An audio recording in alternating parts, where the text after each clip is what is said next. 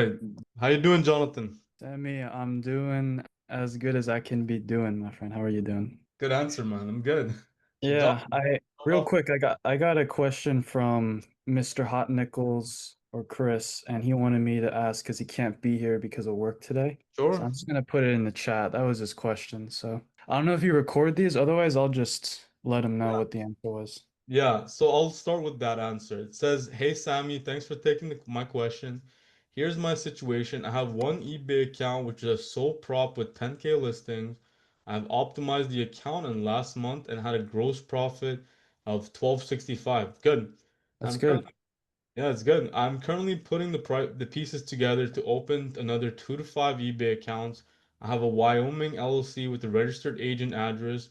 If I can't use the registered agent address, what should I use? I have 2 to 3 friends who have also said that they would sell me their existing eBay accounts that they don't use. Is this something you would recommend? Chris, okay, so good question. I think it kind of plays into everything that Jonathan that you did in the past, but the newest changes. So don't make a Wyoming LLC, first of all, right? If you're gonna go ahead and make the eBay account under your name, right, and you're gonna status change into your account, then go ahead and make an LLC in the state that you're registered in or something close by. So that's the first part of the answer, right? The second part is what address do I use if I can't use the registered agent address? Put an address that you can receive mail in, right? That's the key here, right? It's either your own address, your parents, your friends, right? Worst case scenario, use a registered agent's address. Sorry, not a registered agent, use a virtual office. This is the worst case scenario. Use a virtual office online, go on iPostal One or a similar website to get an address that you can attach to the LLC. So, Jonathan, let me know if that answered the question, or do you think it did? I think it did. The only other part he had was he had 2 to 3 friends who were offering to sell their accounts and whether he should consider doing that. It's not a bad idea, right? Because if the account is already established, right, you could just go ahead and turn it into a business account and then just put in your LLC information. That's actually how some people buy and sell eBay accounts, right? They'll just buy your account and then update it with the LLC information. Yeah, so I think it's a good idea. The only thing would be like maybe switching out the bank. I think that's something people might overlook. If they Right. have like their personal bank, switching it to an LLC bank is what you'll have to do, I think. When you change your account from a personal account or even a business to another business, it's gonna prompt you to put in the new business bank account. So by default, by switching over, it's gonna go ahead and convert it anyways. Awesome. So that pretty much works for him. So Right. I think those are good answers. Thank you, man. So I wrote that all down to Chris, and that takes care of Chris. So yeah. Right, whether if I recommend it or not, I don't recommend it. Your 2 to 3 Yeah. friends run the agency on them, right? Just That'll run the agency on them. Yeah, that'd probably yeah, be a better solution, honestly. exactly. And then just go ahead and create accounts under yours. That's my Awesome. recommendation. All Yeah, right. So Jonathan, let's start with you, man. Tell I me appreciate it, how's your man. week been and if what questions that you have, yeah? Yeah, it's been a little stressful. So you know my situation. I got 5 eBays, and we got eBay 2 and 3 currently in status change, Hmm. with verification. And yeah, we're dealing with some issues with that office address. Believe it or not, the remember I sent the amendment that got lost by USPS, which is really Oh, unfortunate. So I'm gonna send out another package here. I got it all made. It's gonna be next day air with UPS. Hopefully that gets there. And then it's gonna take 14 business days. So eBay 2 and 3 are both gonna get restricted. I'm gonna have about 4,000 in payment holds. That's painful for me. And also eBay 3, when I try to put in my passport or ID, it didn't get accepted. Is that because eBay 2 is linked with the same stuff and it's also under? no. Did you use the exact same picture or like Yeah, I tried passport pictures first and it just didn't work. And then I tried the same driver's license photo and that didn't work. mm, okay, interesting. Interesting. So the name on the account for the primary contact, it matches exactly with the passport or driver license, yeah? Exactly. Yeah, the only thing that doesn't match right now is the address, but with the passport it should be fine. So I don't know why it didn't work. So for the primary contact address, send the passport again, right? Yep. I tried Uh, two angles. It didn't work, but I'll try it again now. And exactly. again, I did driver's license for eBay 2, that worked, but for eBay 3, for some reason, it's not working. The same exact picture, yeah? Yeah. Yeah. So what it could be that, sometimes it doesn't get accepted for the angles or whatever, right? So there's two ways that it gets verified. One, by an AI, right? Yeah. Two, if the AI fails, it goes into a manual verification by the third party, and the manual verification goes ahead and approves it. So if you know for sure like the picture is correct, the passport, I would go ahead and just keep uploading it again until the manual verification takes over, and the manual verification, a manual team will go ahead and verify it. So I'll just keep re-uploading my passport, make sure it's great quality picture. I don't think it matters if I do it sideways or like this. I'm just gonna put it in, It just has to be square, and like if it's an AI reading it, read it they're gonna horizontal, scan it. left to right. Yeah. Right. So yeah, okay. So then I'll just keep spamming them until I get the manual and it should match. And again, address doesn't match, but I don't be a problem because it's not on the so. Right. So Exactly. that's what I'll do for eBay 3. And then look, man, eBay 2 and 3 are both gonna get like eBay 3, they're only giving me 3 more days. They only gave me like a week. So that's gonna get suspended earlier than I thought. And it's probably gonna be until like mid-August now because of these delays until any office gets updated for my address. Hmm. So I'm just gonna have to tank it, I think. I was talking to Naveen, he said that they shouldn't be suspended for a long time. It should just be restricted. It will be restricted. Yeah. They Yeah, it should. won't be suspended. Restricted suspension, same thing, kind of. Well, suspension's like when they delete all your stuff and kind of delete your account. Naveen told me that happened to It'll one of be his friends restricted. after like 9 months or something. It happened to me too. Like I Yeah. had an account restricted like that because I didn't upload the passport, and then I got it. I did it like 3 months later, and then it was okay. All right, awesome.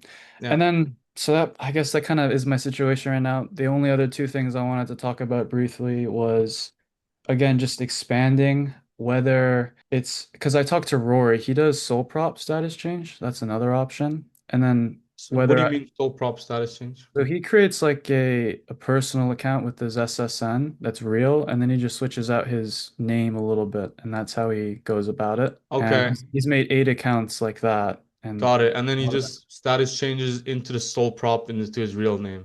yeah, exactly. That's what he Uh, does. So yeah. that's one idea. The other one was we had this whole thing, man, where like I make a Connecticut S Corp that I'm the member of, and then I register as a multi-member on eBay and use my friend's passport. At Yeah. that point, I'm just interested about like, the taxes and stuff, whether any of that will go to him or if that's a It'll go to the viable. S corp. Okay, so that's one viable option.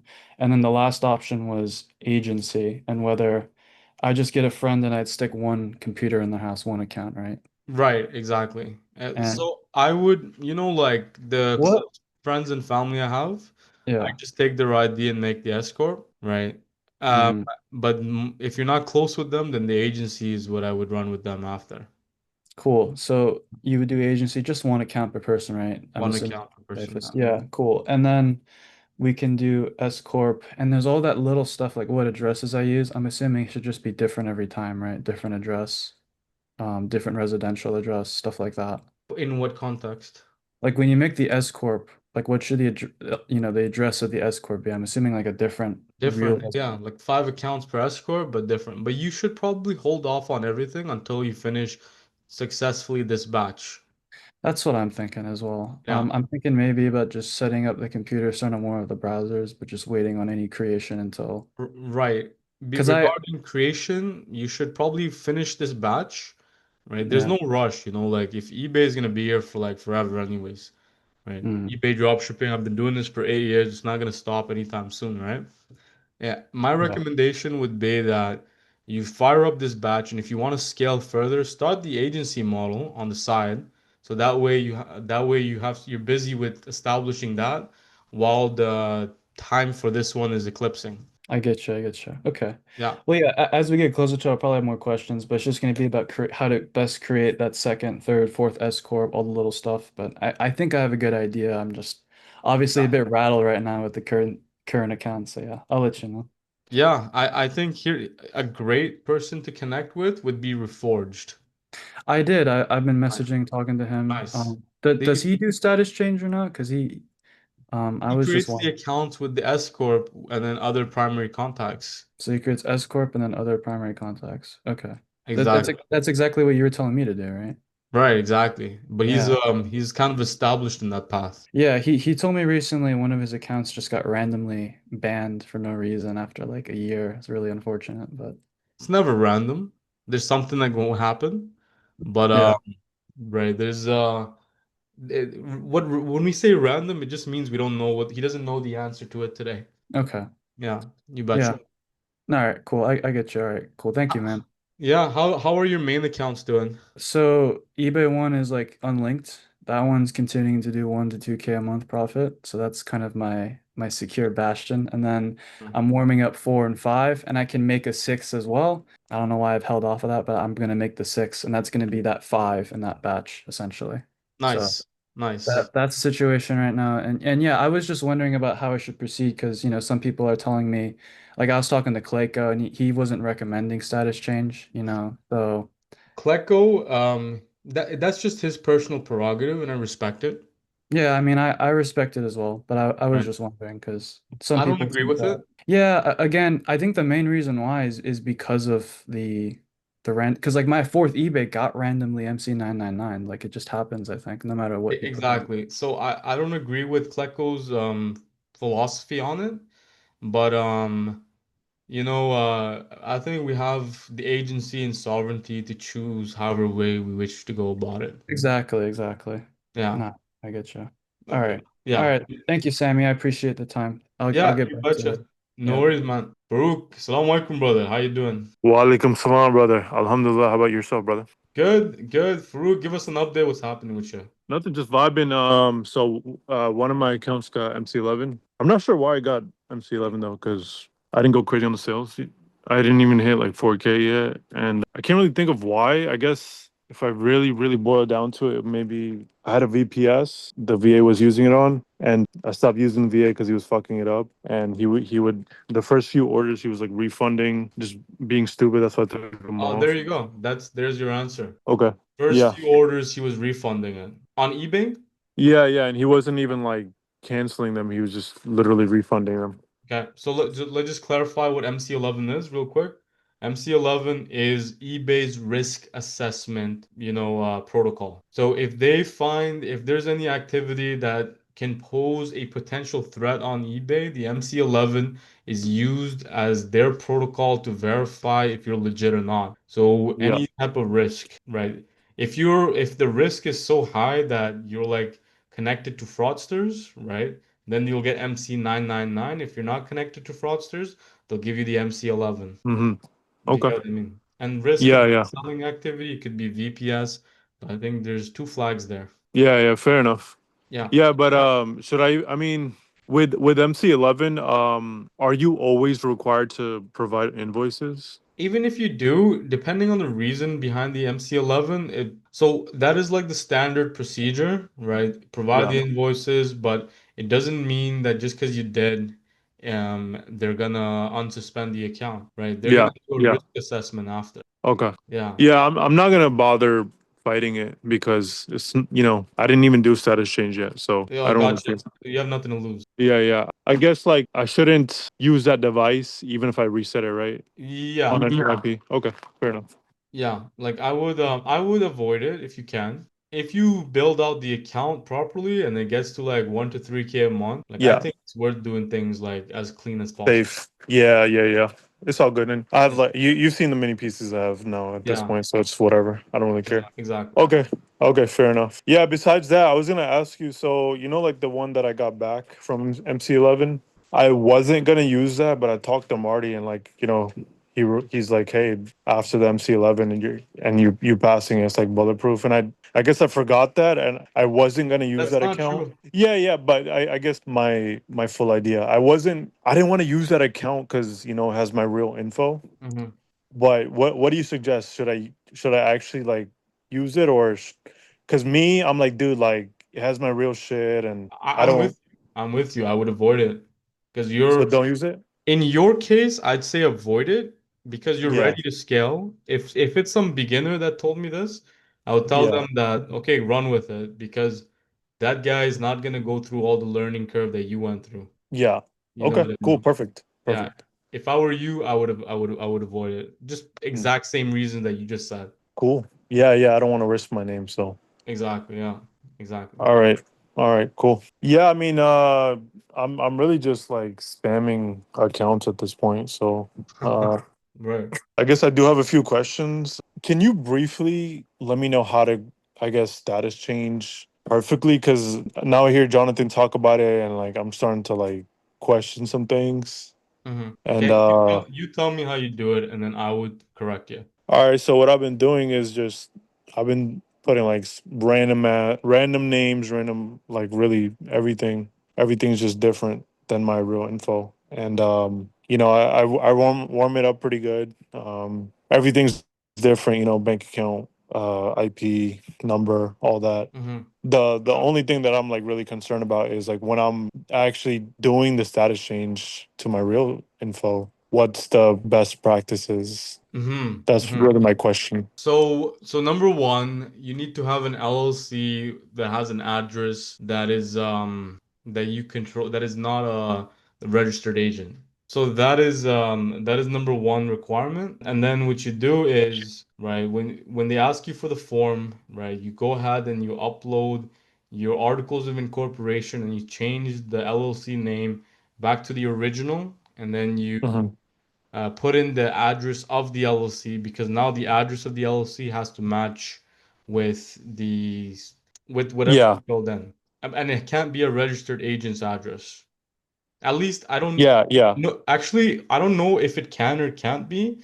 No one has confirmed yet if you can status change it into the registered agent's address and be okay with it. What we yeah, do know is if you create the account with the registered agent's address, you're suspended. yeah, yeah. I'm not gonna take that risk. Okay, Right. okay, So, like if someone's brave enough to take that experiment, we'll know the answer. But today, I would get an LLC without the registered agent's address and then just change it back into that. okay, Do you get what I okay. mean? Yep, yep. And so when do you change it back to the original? Like before you hit that 5K mark? When they ask When? you to do it. Okay, Yeah, okay. exactly. So is it that inform? Say that again. Is it like that Inform Act? Yes. No, Is no, that no. what the status change No, no. is? Inform Act is something else. That is eBay's like that is something else that it's Informed Consumers Act. That's a law that got passed down like in 2024 that required Yeah, businesses to like have their address displayed for users to see. right. Right. That's something separate. But usually you're not gonna the reason that you got the Informed Consumers Act is because you probably made the account before that law got placed. Do you get what I mean? Yeah, yeah. Right. But if you made the account today, you'd automatically like have that information filled in, or eBay would take care of it. Okay. Yeah, good question though. So when exactly do they ask for that status change stuff? Around 200 in sales or items sold, or around 3,500 to 5,000 in revenue. If one of the two triggers are met. I'm not sure which one, yeah. And like what's like how do they ask? Like do they just suspend you type of thing, restrict you? What's the They just give you you're gonna have an email sent to you by eBay, yeah. and then you're gonna have a red bar on your account that says update account information. Yeah. Okay. And then you just click through that. All right. Cool. That's good to know. Yeah, man, I think I'm good then. I don't really have anything else. I'm Yeah. just creating accounts right now, so Yeah. No, um 100%. All right. yeah, it's getting it's getting yeah, my bad. Go ahead, go ahead. No, no, go ahead. Go ahead. No, no, I was just gonna say it's a lot of organization and stuff, and it's I'm starting to have Amazon troubles a little bit more Mm-hmm. than usual. Like even like new accounts are getting suspended. I when I was like first making them like the Amazon accounts, I would make them like under people like random people's names, and now they're starting to like just in the first few orders just get canceled. But I don't know why.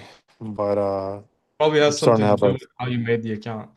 I mean I feel like done it right. I feel like it's starting to happen more recently. Okay. So how did you make the accounts, yeah? So since I have like 10 mini PCs now, I basically try to do like five on each, and like kind of browse on Amazon, browse just the internet in general, warm it up or whatever. Create one on each different profile. So Put like for a before you rand tell me that, right? Like, so let me ask you yeah, another question, right? yeah. Why do you think it got suspended? Just the name, I think. Name not being real. Because I mean I've done I passed the AVS on the first two, three orders, and then they just like, hey, suspicious activity, and then bam, like provide this, provide that, Mm-hmm. provide the ID, and then I can't pass the ID. I can't pass the even the bank account stuff. I used to be able to pass that, but like now it's like they won't even approve that stuff. And what name did you use? And what card did you use? I used some random names, and then I made a anonymous card, like one of the cards that I have. You can create like temporary cards, and then With what one of provider? the options. Go ahead. With what provider? I forget. I don't think it's one of the like well known ones though. So I guess that's why. Well, so like, was it bricks? Was it privacy? Was it Nacho Nacho? Was you Capital One? It's like Robinhood or some shit. Robinhood credit card. Okay, interesting. So, I would say, try again making an account with like a supplementary card or one of your actual credit cards, and then Yeah. pass the AVS, and then like if it gets suspended, then you know that there's something else wrong with the setup. Right. You know what I Right. mean? Okay. Yeah. Yeah. Yeah. So when you have a control to compare and contrast to, then everything else becomes clear. All right. All right. I have one more question. Sure. So if a customer like orders something and then like they're like, "Oh, we put the wrong address," like what's the best approach? Like, can you actually put a different address when you deliver? Is that gonna like affect the account Um, at all? I would cancel the order and then put in the new address and reorder to the new address on Amazon. You on Amazon, right? Oh, okay. So it doesn't Yeah. matter that they message saying, "Oh, hey, this is the wrong address. Can you ship it to that one?" That doesn't matter. Yeah, I just go ahead and do it. Okay, cool. Yeah. Thanks, man. Yeah, that's all I have for you. Do you have any tips or anything for me? Right now, I would say like list home and garden. I think I told you that last week. Yep, yep, yep. Yeah, Yeah, yeah. And then otherwise, I'm kind of not, I would say like the tips depend on like where you're, like tips on what exactly? Like your eBay account, scaling it, no, or just in general, just any gotcha. any advice to me. For So for you specifically, how many accounts do you have fired up right now? Like I have like three that are running that are actually like listing and I'm getting orders and stuff, and then I have like three that I'm basically warming up, and Gotcha. then probably Got three more that I'm about to fire up, like create accounts for. I okay. got the So yeah, regarding the tips, right? What I would tell you would be like write down, make like a blueprint for like next meeting. And what I mean by that is write down like how much money that you want to make in a month. Like something that's like somewhat realistic for your skill set today. And don't put like $1 billion because I can't tell you how to do that. But yeah. Okay. you know what I mean? Put down like how much money you want to make in a month, right? And then Yeah, write down a blueprint on how you're gonna get there. And then what we can do is like you can kind of yeah, present your blueprint, and then yeah. we can give you the tips based off of, Brother, you know, I could tell you that right now. yeah, yeah. Do you have like a diagram built out and everything? Not a diagram, but I mean, I have like a table where I'm like, okay, so by the end of this year, inshallah, I want to have 20 accounts, right? And at minimum, if they're making 1K each, that's 20K profit. So Do, do, that's why I'm going crazy right now. yeah, do you Yeah, have go it ahead. like do you have it in a way that you can share it on the screen and then like something, or so Uh, that would be, yeah, go ahead.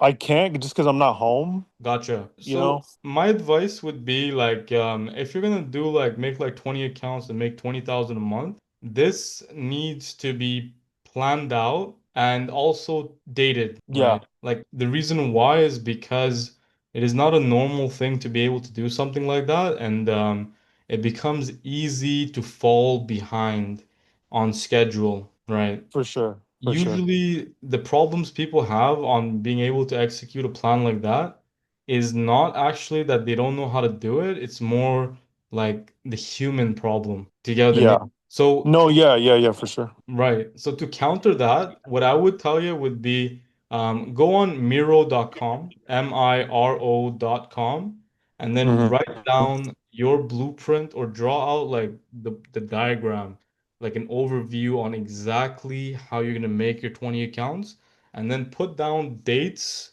on when each phase of the project is gonna be completed and hold I yourself got you. accountable. And then what we can do is like every week we can kind of like look at your plan and see that, hey, are you on schedule? Why aren't you? And then we can kind of diagnose those spots and then kind of solve them bit by bit. But once you have like that overview drawn, right, having somebody who kind of already went through that phase can kind of tell you that, okay, you didn't account for this, look at this part, think about this, like how it'll kind of design your blueprint or I optimize. got you. I got you. I got you. Okay. Yeah. Okay. I got it. I got it for next meeting then. Makes sense though, yeah? Yeah, yeah, it does. I mean, I pretty much do that without the dates, just because like you said, the human parts are more like, for example, one of the mini PCs, one of the accounts just got an issue where like I couldn't list, Right. and I tried for a month. I tried for a month. I was like eBay, like I called you guys verified me, but I can't list. Kept calling them, kept emailing them. They said they're gonna fix it. Nothing happened. So I'm like, all right, fuck it. I'm just gonna create another account on the same device because I got nothing to lose, whatever. And then that new account just got MC99. So like for example, yeah, that's one example where like I had that Hmm. little Yeah. hiccup, but yeah, I just like I was like, all right, fuck it, I'm gonna move on to the next one. So yeah, I Right. hear you, but Right. I'm doing what I can, you know. No, for sure, for sure. And one thing I want to tell you, Farouk, there's something like called business shaitan, yeah? I heard that topic from somebody, but basically it means that you know there's gonna be 20% of like let's say you have 100% of activities that you do on your eBay account, right? 20% of activities in your business produces 80% of the results, right? So a lot of times, what I see constantly by people is that, they get sucked into activities that actually don't move the needle. Mm. You know what I mean? Like Yeah. there's a guy in our group. Mark, do you remember Stan? Yeah, yeah, I remember my son. So Stan has been drop shipping on eBay for like 11 years, right? And that dude has like for the longest time, right? He's had like 4 eBay accounts until he kind of like met our community and then he kind of scaled from there. But he's still like running into bottlenecks. But for like years he was like trying to like optimize things, right, that are gonna give him like 5% increases in his like income versus activities that'll actually move the needle, right? Yeah. Yeah. And like to kind of see the overview of the things that are actually going to move the needle is to like draw out your diagram, right? Like you had your plan $1,000 per month per eBay account. Let's say you made 20 eBay accounts and 14 of them are hitting 1,000 a month and 6 of them are not. And that 6 to fix it is going to take you like 3 months or 2 months. Mm. But is it better to fix it or just to fire up more accounts? Yep. Yep. Yep. Gotcha. Gotcha. I hear you loud and clear, bro. Yeah. Okay. So Okay. that those are like the business decisions that like need to be made, yeah? Yeah. Yeah. I moved on now, so don't worry. Right. Like the MC11 like, like it's like now right now by the way, this is advice for Farouk and not anybody else, right? Just to be clear because Farouk's already has been through like some of the pains, and he's kind of like you've graduated from like the beginner level already. You know what I mean? So someone at the beginner level, like learn the foundations of eBay, learn how to make 1 to 3 thousand per account, and then you scale. But in your case, Farouk, like draw out your 20,000 a month blueprint, right? Have it verified, and then like we'll put the dates as well, like exactly write it down, like what month do you want to like achieve this? Because you'll see there's one phenomenon that I see amongst EcomSniper users always. Like last week till this week, how fast did it go by? Shit, like a breath, bro. Right, exactly, right. But in a week, right? Like and this phenomenon happens to like users I talk to all the time, right? Like what happens is literally 3 months, 6 months will go by and they haven't moved the needle yet because the inability of taking action that week, right? There was no accountability. If it's just like if there is no like timelines that you're gonna set, then you're gonna get to the 20,000 a month, but it could be in 2 years versus in the next 3 months. Nah, brother, I hear you loud and clear, man. I mean, I don't think I need any type of motivation. Trust me, I fucking hate my job, so It's not about I'm motivation though. It's about yeah, like the timelines. Like you know these 20 accounts need to be yeah, made, right? Put a yeah, date yeah. on each one of them and like finish it like that. Yeah, what I'm trying to do is so I got like 11 machines right now, Hmm. and I'm basically trying to create accounts on all of these like Hmm. every 2 3 days, and then I'm gonna move on to that next batch, and then the next batch Right, right. of Perfect. five. So that's kind of. But you're absolutely right, bro. I'm gonna make that little diagram thing, and then I'll present it to you tomorrow, next week, bro. Yeah, yeah, that's awesome, dude. Baruch, salam alaikum, brother. How you doing? Wa alaikum salam, brother. Alhamdulillah. How about yourself, brother? Good, good. Farouk, give us an update. What's happening with you? Nothing, just vibing. So one of my accounts got MC11. I'm not sure why I got MC11 though, because I didn't go crazy on the sales. I didn't even hit like 4K yet, and I can't really think of why. I guess if I really, really boil it down to it, maybe I had a VPS. The VA was using it on, and I stopped using the VA because he was fucking it up. And he would the first few orders he was like refunding, just being stupid. That's why I took him Oh, there off. you go. There's your answer. Okay. First Yeah. few orders, he was refunding it on eBay.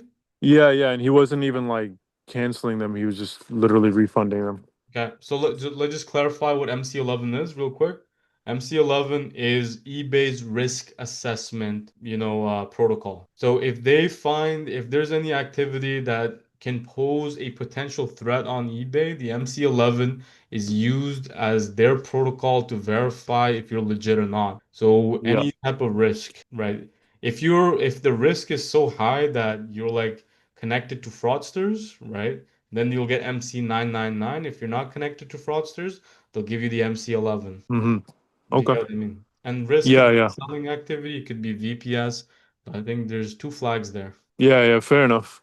Yeah. Yeah, but should I mean with MC11, are you always required to provide invoices? Even if you do, depending on the reason behind the MC11, so that is like the standard procedure, right? Provide Yeah. the invoices, but it doesn't mean that just because you did, they're gonna unsuspend the account, right? They're Yeah. gonna do a Yeah. risk assessment after. Okay. Yeah. Yeah, I'm not gonna bother fighting it because I didn't even do status change yet, so Yeah, I don't really gotcha. feel. You have nothing to lose. Yeah, yeah. I guess like I shouldn't use that device even if I reset it, right? On Yeah, an IP. Okay, fair enough.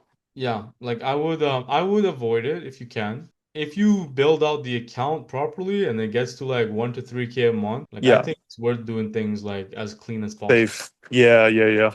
It's all good. And I have like you've seen the mini pieces I have now at this Yeah, point, so it's whatever. I don't really care. exactly. Okay. Okay, fair enough. Yeah, besides that, I was gonna ask you, so like the one that I got back from MC11, I wasn't gonna use that, but I talked to Marty and like, he's like, hey, after the MC11 and you passing it's like bulletproof. And I guess I forgot that and I wasn't gonna use That's that not account. true. Yeah, yeah, but I guess my full idea. I didn't want to use that account because it has my real info. Hmm. But what do you suggest? Should I actually like use it, or because me, I'm like, dude, like it has my real shit, and I I'm don't. with you. I'm with you. I would avoid it because So you're don't use it. in your case, I'd say avoid it because you're Yeah, ready to scale. If it's some beginner that told me this, I would tell yeah, them that okay, run with it because that guy is not gonna go through all the learning curve that you went through. yeah. You know Okay, what I cool, mean? perfect, Yeah. perfect. If I were you, I would avoid it. Just Mm, exact same reason that you just said. cool. Yeah, yeah. I don't want to risk my name, so. Exactly. Yeah. Exactly. All right. All right, cool. Yeah, I mean, I'm really just like spamming accounts at this point. So Right. I guess I do have a few questions. Can you briefly let me know how to, I guess, status change perfectly? Because now I hear Jonathan talk about it, and like I'm starting to like question some things. And Okay. You tell me how you do it, and then I would correct you. all right, so what I've been doing is just I've been putting like random names, random like really everything. Everything's just different than my real info, and I warm it up pretty good. Everything's different, bank account, IP number, all that. Mm-hmm. The only thing that I'm like really concerned about is like when I'm actually doing the status change to my real info, what's the best practices? Mm-hmm. That's Mm-hmm. really my question. So number one, you need to have an LLC that has an address that you control that is not a registered agent. So that is number one requirement. And then what you do is, right, when they ask you for the form, right, you go ahead and you upload your articles of incorporation and you change the LLC name back to the original, and then you Hmm. put in the address of the LLC because now the address of the LLC has to match with with whatever Yeah, you filled in. And it can't be a registered agent's address. At least I don't yeah, yeah, know. Actually, I don't know if it can or can't be. No one has confirmed yet if you can status change it into the registered agent's address and be okay with it. What we yeah, do know is if you create the account with the registered agent's address, you're suspended. yeah, yeah. I'm not gonna take that risk. Okay, Right. okay, So, like if someone's brave enough to take that experiment, we'll know the answer. But today, I would get an LLC without the registered agent's address and then just change it back into that. okay, Do you get what I okay. mean? Yep, yep. And so when do you change it back to the original? Like before you hit that 5K mark? When they ask When you when? to do it. Okay, Yeah, okay. exactly. So is it that inform? Say that again. Is it like that Inform Act? Yes.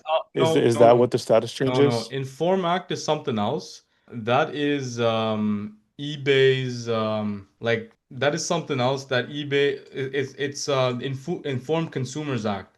That's a law that got passed down like in 2024 that required Yeah, businesses to like have their address displayed for users to see.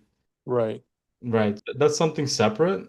But usually you're not gonna the reason that you got the Informed Consumers Act is because you probably made the account before that law got placed. Do you get what I mean? Yeah, yeah. Right. But if you made the account today, you'd automatically like have that information filled in, or eBay would take care of it. Okay.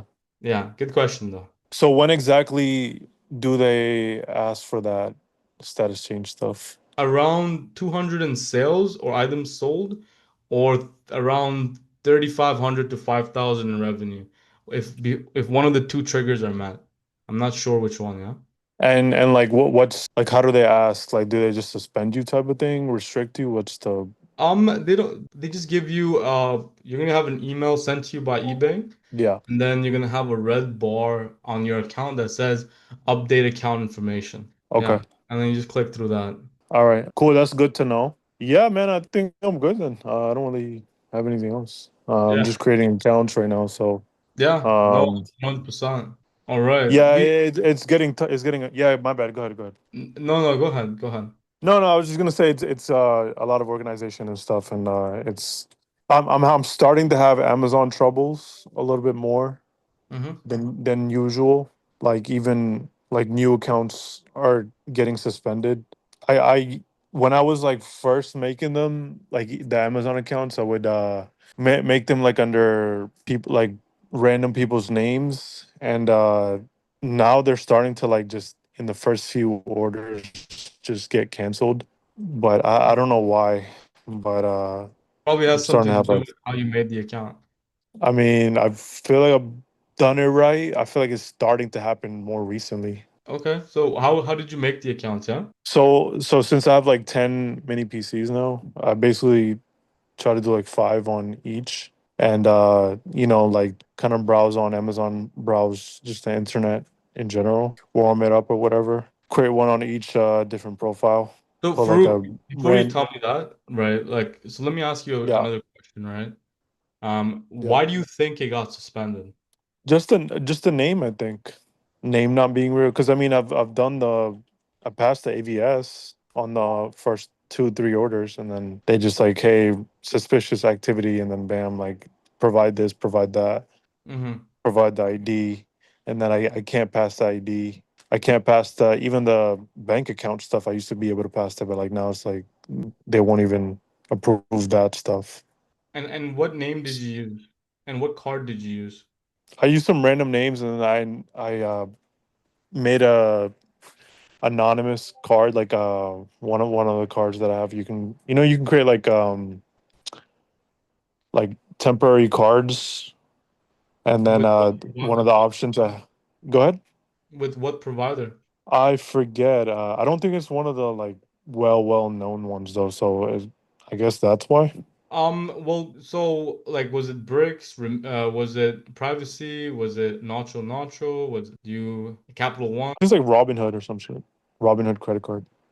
Okay, interesting. So, I would say, try again making an account with like a supplementary card or one of your actual credit cards, and then Yeah. pass the AVS, and then like if it gets suspended, then you know that there's something else wrong with the setup. Right. You know what I Right. mean? Okay. Yeah. Yeah. Yeah. So when you have a control to compare and contrast to, then everything else becomes clear. All right. All right. I have one more question. Sure. So if a customer like orders something and then like they're like, "Oh, we put the wrong address," like what's the best approach? Like, can you actually put a different address when you deliver? Is that gonna like affect the account Um, at all? I would cancel the order and then put in the new address and reorder to the new address on Amazon. You on Amazon, right? Oh, okay. So it doesn't Yeah. matter that they message saying, "Oh, hey, this is the wrong address. Can you ship it to that one?" That doesn't matter. Yeah, I just go ahead and do it. Okay, cool. Yeah. Thanks, man. Yeah, that's all I have for you. Do you have any tips or anything for me? Right now, I would say like list home and garden. I think I told you that last week. Yep, yep. Yeah, Yeah, yeah. And then otherwise, I'm kind of not, I would say like the tips depend on like where you're, like tips on what exactly? Like your eBay account, scaling it, no, or just in general, just gotcha. any advice to me. For So for you specifically, how many accounts do you have fired up right now? Like I have like three that are running that are actually like listing and I'm getting orders and stuff, and then I have like three that I'm basically warming up, and Gotcha. then probably Got three more that I'm about to fire up, like create accounts for. I okay. got the So yeah, le- so regarding the tips, right? What I would tell you would be like write down, make like a blueprint for like next meeting.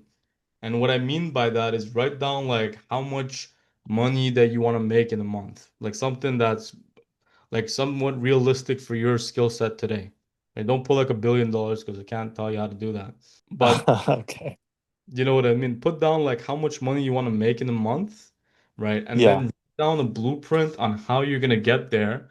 And then what we can do is like you can kind of yeah, present your blueprint, and then yeah. we can give you the tips based off of, Brother, you know, I could tell you that right now. yeah, yeah. Do you have like a diagram built out and everything? Not a diagram, but I mean, I have like a table where I'm like, okay, so by the end of this year, inshallah, I want to have 20 accounts, right? And at minimum, if they're making 1K each, that's 20K profit. So Do, do, that's why I'm going crazy right now. yeah, do you Yeah, have go it ahead. like do you have it in a way that you can share it on the screen and then like something, or so Uh, that would be, yeah, go ahead.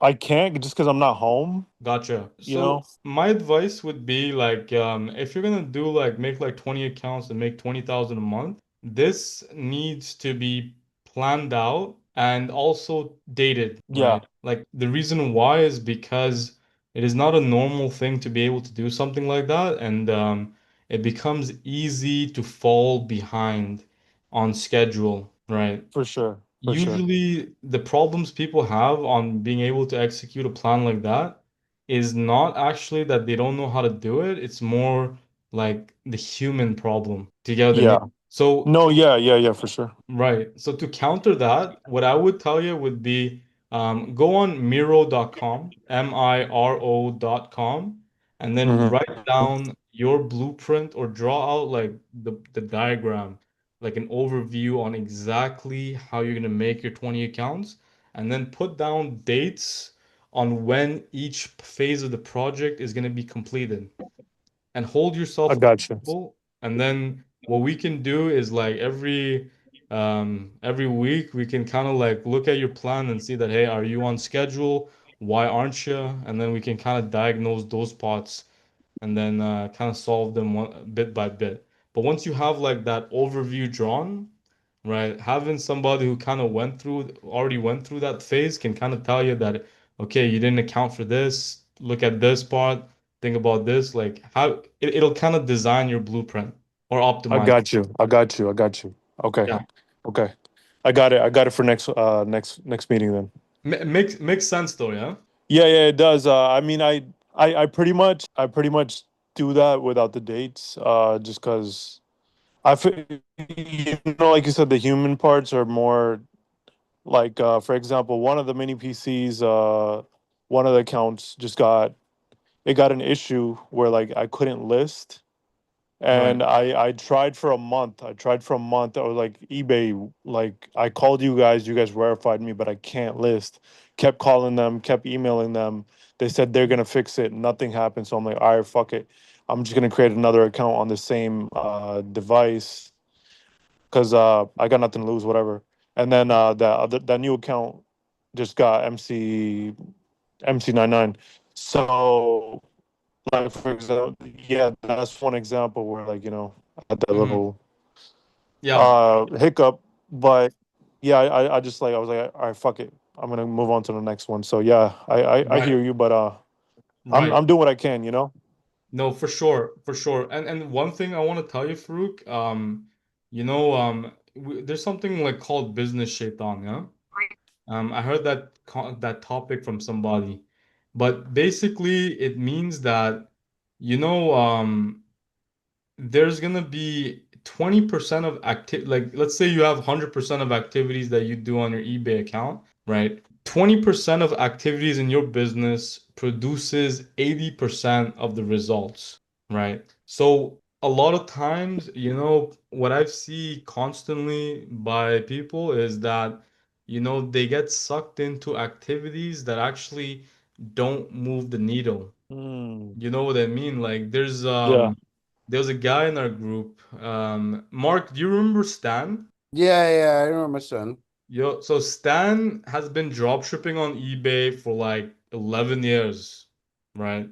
And that dude has like for the longest time, right? He's had like 4 eBay accounts until he kind of like met our community and then he kind of scaled from there.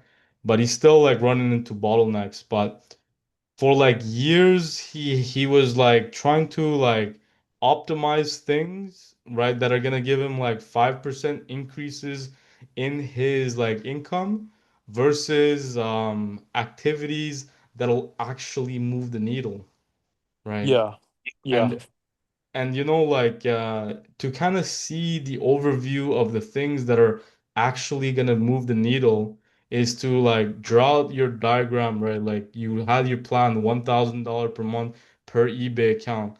Let's say you made 20 eBay accounts and 14 of them are hitting 1,000 a month and 6 of them are not, and that 6 to fix it is going to take you like 3 months or 2 months. Mm. But is it better to fix it or just to fire up more accounts? Yep. Yep. Yep. Gotcha. Gotcha. I hear you loud and clear, bro.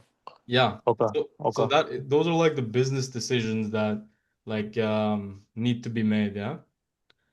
Yeah, yeah, I moved on now, so don't worry. Right. Like the MC11, like, like it's like now right now, by the way, this is advice for Farouk and not anybody else, right? Just to be clear, because Farouk's already has been through like some of the pains and he's kind of like you've graduated from like the beginner level already. You know what I mean? So someone at the beginner level, like learn the foundations of eBay, learn how to make 1 to 3 thousand per account, and then you scale. But in your case, Farouk, like draw out your 20,000 a month blueprint, or have it verified, and then like we'll put the dates as well, like exactly write it down, like what month do you want to like achieve this?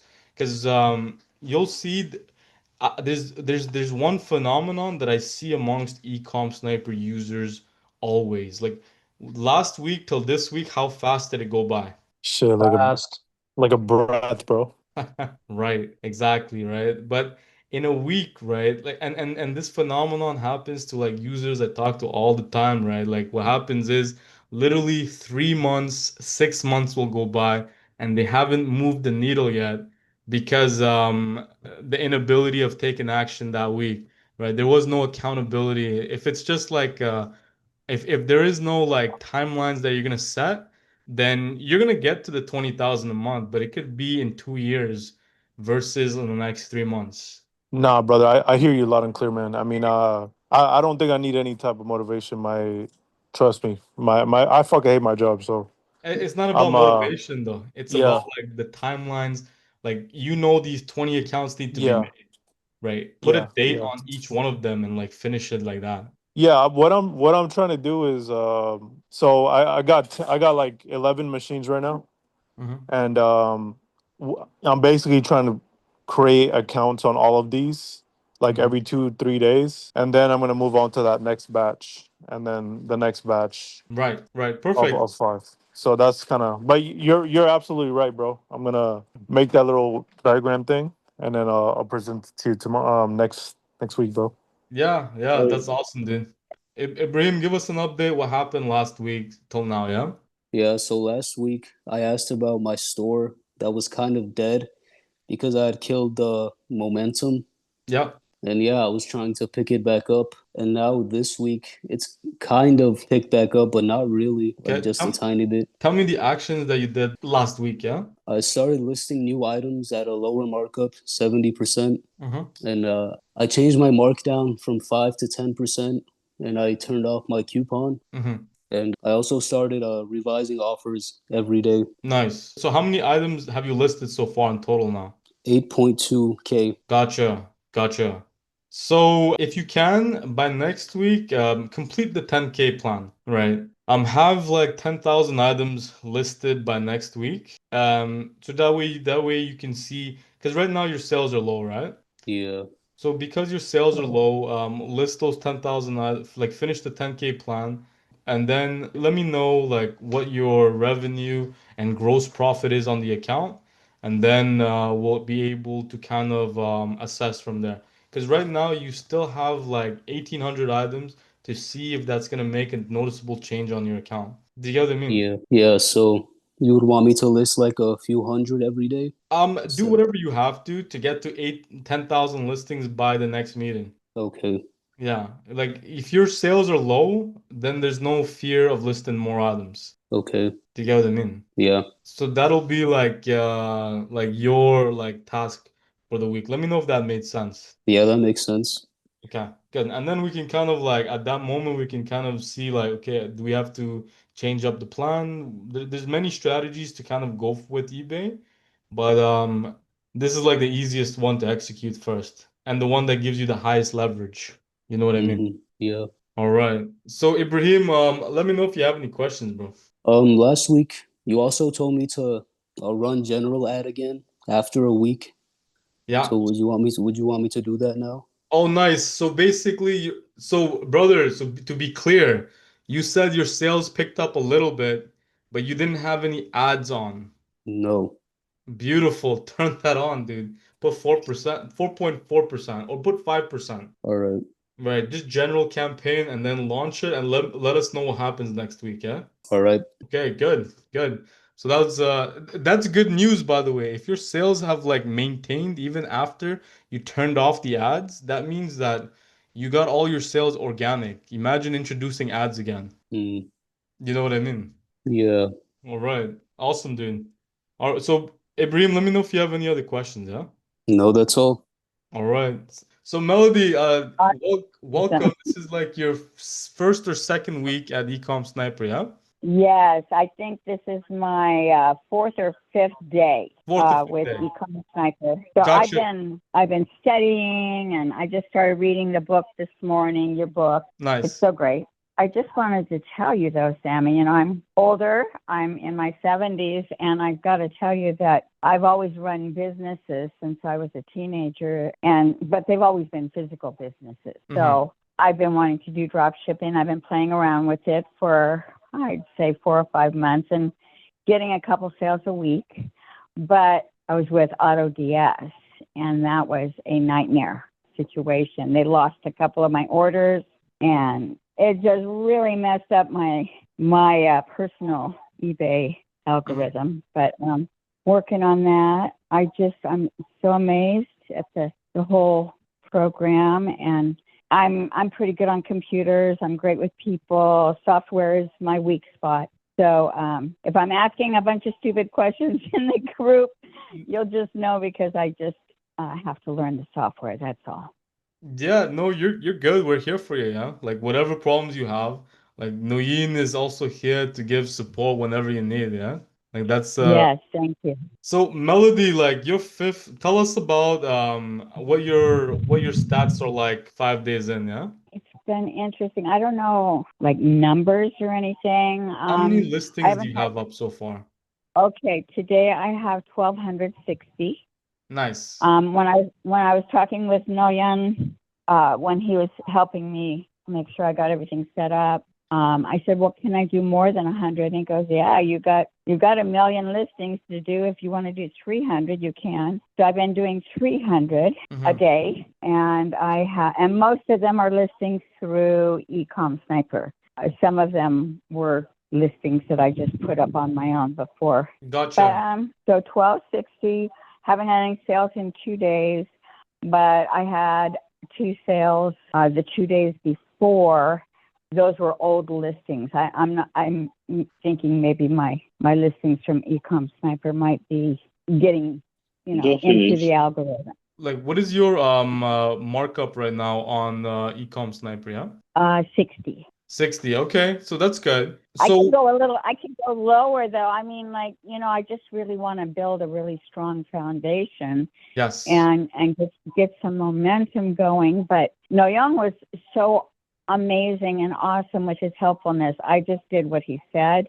Originally, he had me on the tracker at 5, and then I was getting some items rejected last night. And so he said, "Hey, drop your tracker down to 2," which Gotcha. I don't know. I don't know Gotcha. what all that means, but So Melody, there's so you don't need to worry about any of that stuff right now, right? okay, Right now you're kind of in the beginning stages, but you're not definitely. actually starting as from ground zero because you used Auto DS in the past. So I'm gonna have to ask you a few questions before like Sure, we talk about what your next steps are. sure, yes. So before this, what's your feedback score on eBay? Is it 100%, 98, Oh 90? my gosh. Well, that's the thing. This has kind of been a disastrous. I sold a recliner. This was before I found you. I had listed a recliner. This man bought it, and so I did all my note. I always send him a thank you note, and then I always send him a note when it's mailed, shipped, and then I send him a note. I don't have a really big business, and so on the day it's to be delivered, I always send him a note. Well, I didn't hear Wait, back wait, from Melody, him. before you tell me the context, like I'm gonna ask you a series of questions just so I can get All like right. a good answer for you first, yeah? Well, So I'm below standard because of that. Just where I there we was going go. with that. So number one problem. So So right off the bat, we have like so right now your eBay account is below standard, right? Yeah. He gave me a really bad report and I called eBay, but they wouldn't do anything. Right. So Farouk, can you tell us like what happens if somebody what do you think happens if somebody has 10,000 items and their account is below standard on eBay? Well, I only have 1,200 Right. items done. Right. I just Okay. want Farouk, give us that answer. Let's say your account has 10K items, but you're below standard. What's gonna happen to you? I'm outside. I have really bad internet. All good. You said 10K and below standard, right? Right. What would happen to you? Well, your traffic's gonna be low. eBay's not gonna push Right. you as much, Hmm. Right. right? Right, exactly. So that means like even if you had 10,000 items when your account is below standard, right, you're Right. not gonna get any sales, right? It's just a limitation that eBay puts on your eBay account. So that means that what you need to do for your eBay account is actually not follow the EcomSniper roadmap because that's assuming that your account is like starting from ground zero or like above standard. Do you get what I mean? Melody, in your case, do you have another eBay account or like maybe a husband, partner, son, or someone's eBay account that you can use? My son has an account, but he said he hasn't used it in years and he doesn't even know the Perfect. status of that account. But I could check with him and see. Right. So Melody, like your journey, right, is gonna like I would say this is like what I would recommend for you, right? Because you're not a beginner in business. Like you've mentioned that you've run other businesses before, right? Right. Yeah. Time is important too, right? You don't wanna like you can fix Totally. this account, but it's gonna take like 3 months to fix it, right? Oh my gosh. It wasn't even my fault though, Sammy. Yeah, but It like was the buyer. I totally get what you mean, but these things are gonna happen always. Like, that's kind of like the Okay. nature of the business, yeah? So Okay. in your Oh, case, it's nothing that you can't overcome, right? It's just you're gonna have to right. start Right. differently than everybody else. So in your case, this account that you have right now, you only do sniping for the next 3 months until you get out of below standard. Because with sniping, the chances of getting sales is much more dramatic, right? Like you'll list 10 items and you'll get like 5 sales from that. Do you get what I mean? Right. And to get out of below standard, you need to have like at least, I think like 200 like successful transactions in a 3 month window, right? So Wow. which it's totally possible. Like there's other guys here that had went below standard and they sniped to get out of it.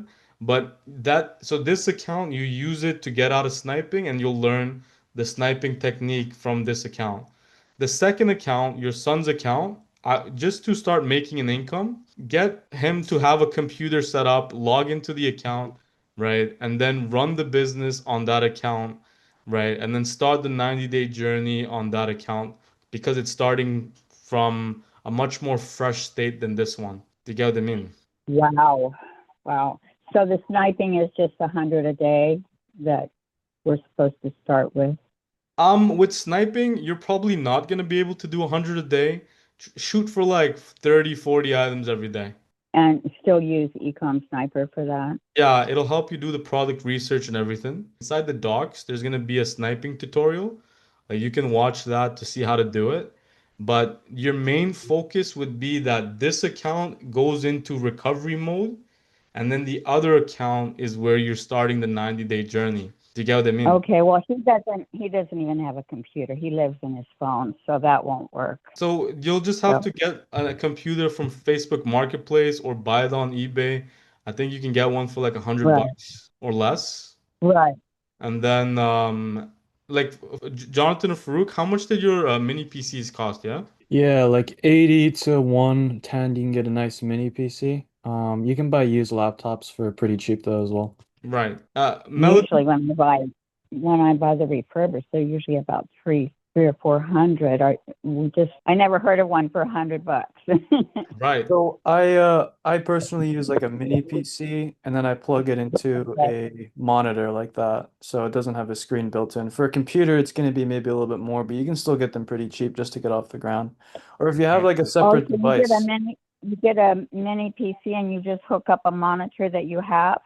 Yeah, Is that what exactly. you I mean? just have I'm just using what I got. I got this old monitor and yeah, I just hooked them in and it's really nice because I just need one monitor and I have like a bunch of mini PCs. Okay. Melody, do you Um, have a monitor? Another one? I do have a monitor, yes. And I Great. just talked to my computer guy.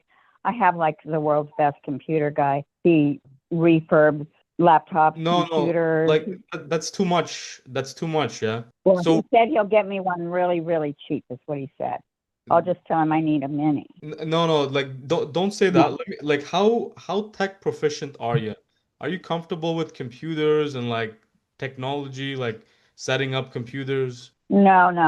Okay, so then I in have, your when case, I'm forget setting about something up, okay, in your case, forget about mini PCs, right? The easiest thing to do is go on Facebook Marketplace, put the maximum price to like $150 and type in the word laptop, right? all right, And then find somebody who's local to you that's gonna sell a laptop to you for like less than $100. You'll find many people that are selling it to you, and then pick that up, and then connect to your Wi-Fi, and then set up your son's account on that computer, and then run the 90-day plan over there. okay, Yeah, that's fine. But am I gonna run both accounts? you're gonna do two accounts. Yeah, Okay, that's fine. I'm yeah. not afraid of anything at my age, Sammy. I mean, like 5 years ago, I lived through a hurricane. I mean, like I've lost everything. I had 3 houses on the beach. I'm not afraid of anything. If you tell me what to do step by step, I'll get it done. Yeah, no, for sure. So, like, the plan is catered to the individual and your experiences, you know? Like, if you That's told me you awesome. did IT, then I'd tell you maybe set up a server, right? But you need to I do the wish, things I wish. that are the least, like, you got to take the path of least resistance. Yes, You yes. know what I mean? And then the moment you So, start so making then, 1 to 3 thousand a month on one account, right, then you get the right. vision. So we Then I gotta get what? once you start making 1 to 3 thousand a month in profit, then you get the Right. vision and then you can All scale. right, But we gotta get right, you to right. that pod as fast as possible. You know what I mean? Okay, okay. So your instructions are go to Marketplace, get a laptop, or yeah, that's the easiest. So And then set up Melody, my son's eBay account. one important part is don't overthink it. Like sort it by 150 and then like whatever you see that's local, if it has a crack on the screen, who cares? Like it's not that Right, big of a deal, right? If it has like right. some color issues, if it's not pretty, right? If it doesn't have everything you're looking Yeah, for, don't worry about it. We can always upgrade these things in the future, right? sure. The most Yes. important thing is to actually get the laptop and start the next part of the plan. Okay. You know what I mean? And we can assume that if it's a Windows laptop from Marketplace, Yeah. most likely it's Right. gonna be a decent one, specs wise, because Right. usually sellers don't like list a bunch of trash because they know nobody's gonna buy it. Yeah. You know what I mean? So we're gonna run with that assumption. Well, I sell a lot on Marketplace also, so I know that's true. So Right. Oh, perfect. Perfect. So that means you're gonna get it. So get a laptop with a screen, and then the moment right. you get it, ask your son to log into the computer on eBay, set it up as a sole proprietor, just like you go through the setup again on EcomSniper, and then you start the 90-day journey, 100 items a day for the next 90 days. Just 100. 100 a day, and then the first account you just use that for sniping. Like you don't list or you don't do anything else. Okay, I'm sorry for my ignorance here. Uh-huh. I thought the sniping was where we were going in and scraping the 100 a day. That's No, not the sniping. no, that's bulk listing. Sniping is a That's bulk technique. listing. Right. Yeah. Sniping is a technique where we're undercutting other sellers to Right. maximize That's the what I was doing opportunity for a before. sale to happen. Right. That's what I was doing before I found EcomSniper. Right. So. But you were doing it manually, which probably took a long time. Right. But Oh my gosh. right. But with EcomSniper, you'll snipe an item like you'll do 10 in like less than 5 minutes. I know. It's really amazing and wonderful. Yeah. Okay. All right. Well, I got my homework. All right, perfect. So Melody, can you repeat back your next steps and then why you're doing it, just so that we have clarity on the path forward? Sure. So I'm going to go to Marketplace. I'm going to get just a laptop that'll work and have my son set up his eBay. He's out of state, so I may have to do it for him. And then get that set up and do 100 a day for 3 months. And then on my laptop here, on my account, you want me to only do 30 or 40 listings a day? But That's the sniping, part. with the sniping technique. Sniping. Okay. All right. Yeah. And then regarding the how to do it, you can check the docs. It's gonna show you how to do it step by step over there. Check the what? The ecomsniper.io/docs, there's gonna be a sniping Oh, the section. doc. Yeah. Right. And it'll tell you exactly how to do it there. Awesome. All right, good. So Melody, let me Thank know if you have any questions, yeah? Yeah, no, you pretty much covered it. I knew I was in a situation with the below standard. I mean, like I had above standard up until last week. So now, and it changes on the 20th of every month. Is that what I understood in one of your videos? It depends on if you're on a 1 year. So regarding below standard and above standard, there's a 3 month evaluation or a 1 year evaluation, depending on how many sales you have. So you want to get 200 sales as quick as possible to get to the 3 month evaluation. So it's going to be in 3 months. Okay. All right. Yeah. You're just going to have to Okay. wait it out, but it doesn't matter as long as you start the other account. And then Right. 3 months from now, you're going to have two accounts. So your potential doubles, yeah? Definitely. Yeah. So that's and regarding going below standard, one last thing I'll tell you is whenever you run into a situation that you have never experienced before, um, Right. reach out inside the group, right? It's not, Yes. this is not the time to guess anything. You know what I Okay. mean? Because it's easy to Right. like almost every problem that you have like has been solved already. Sure. Yes.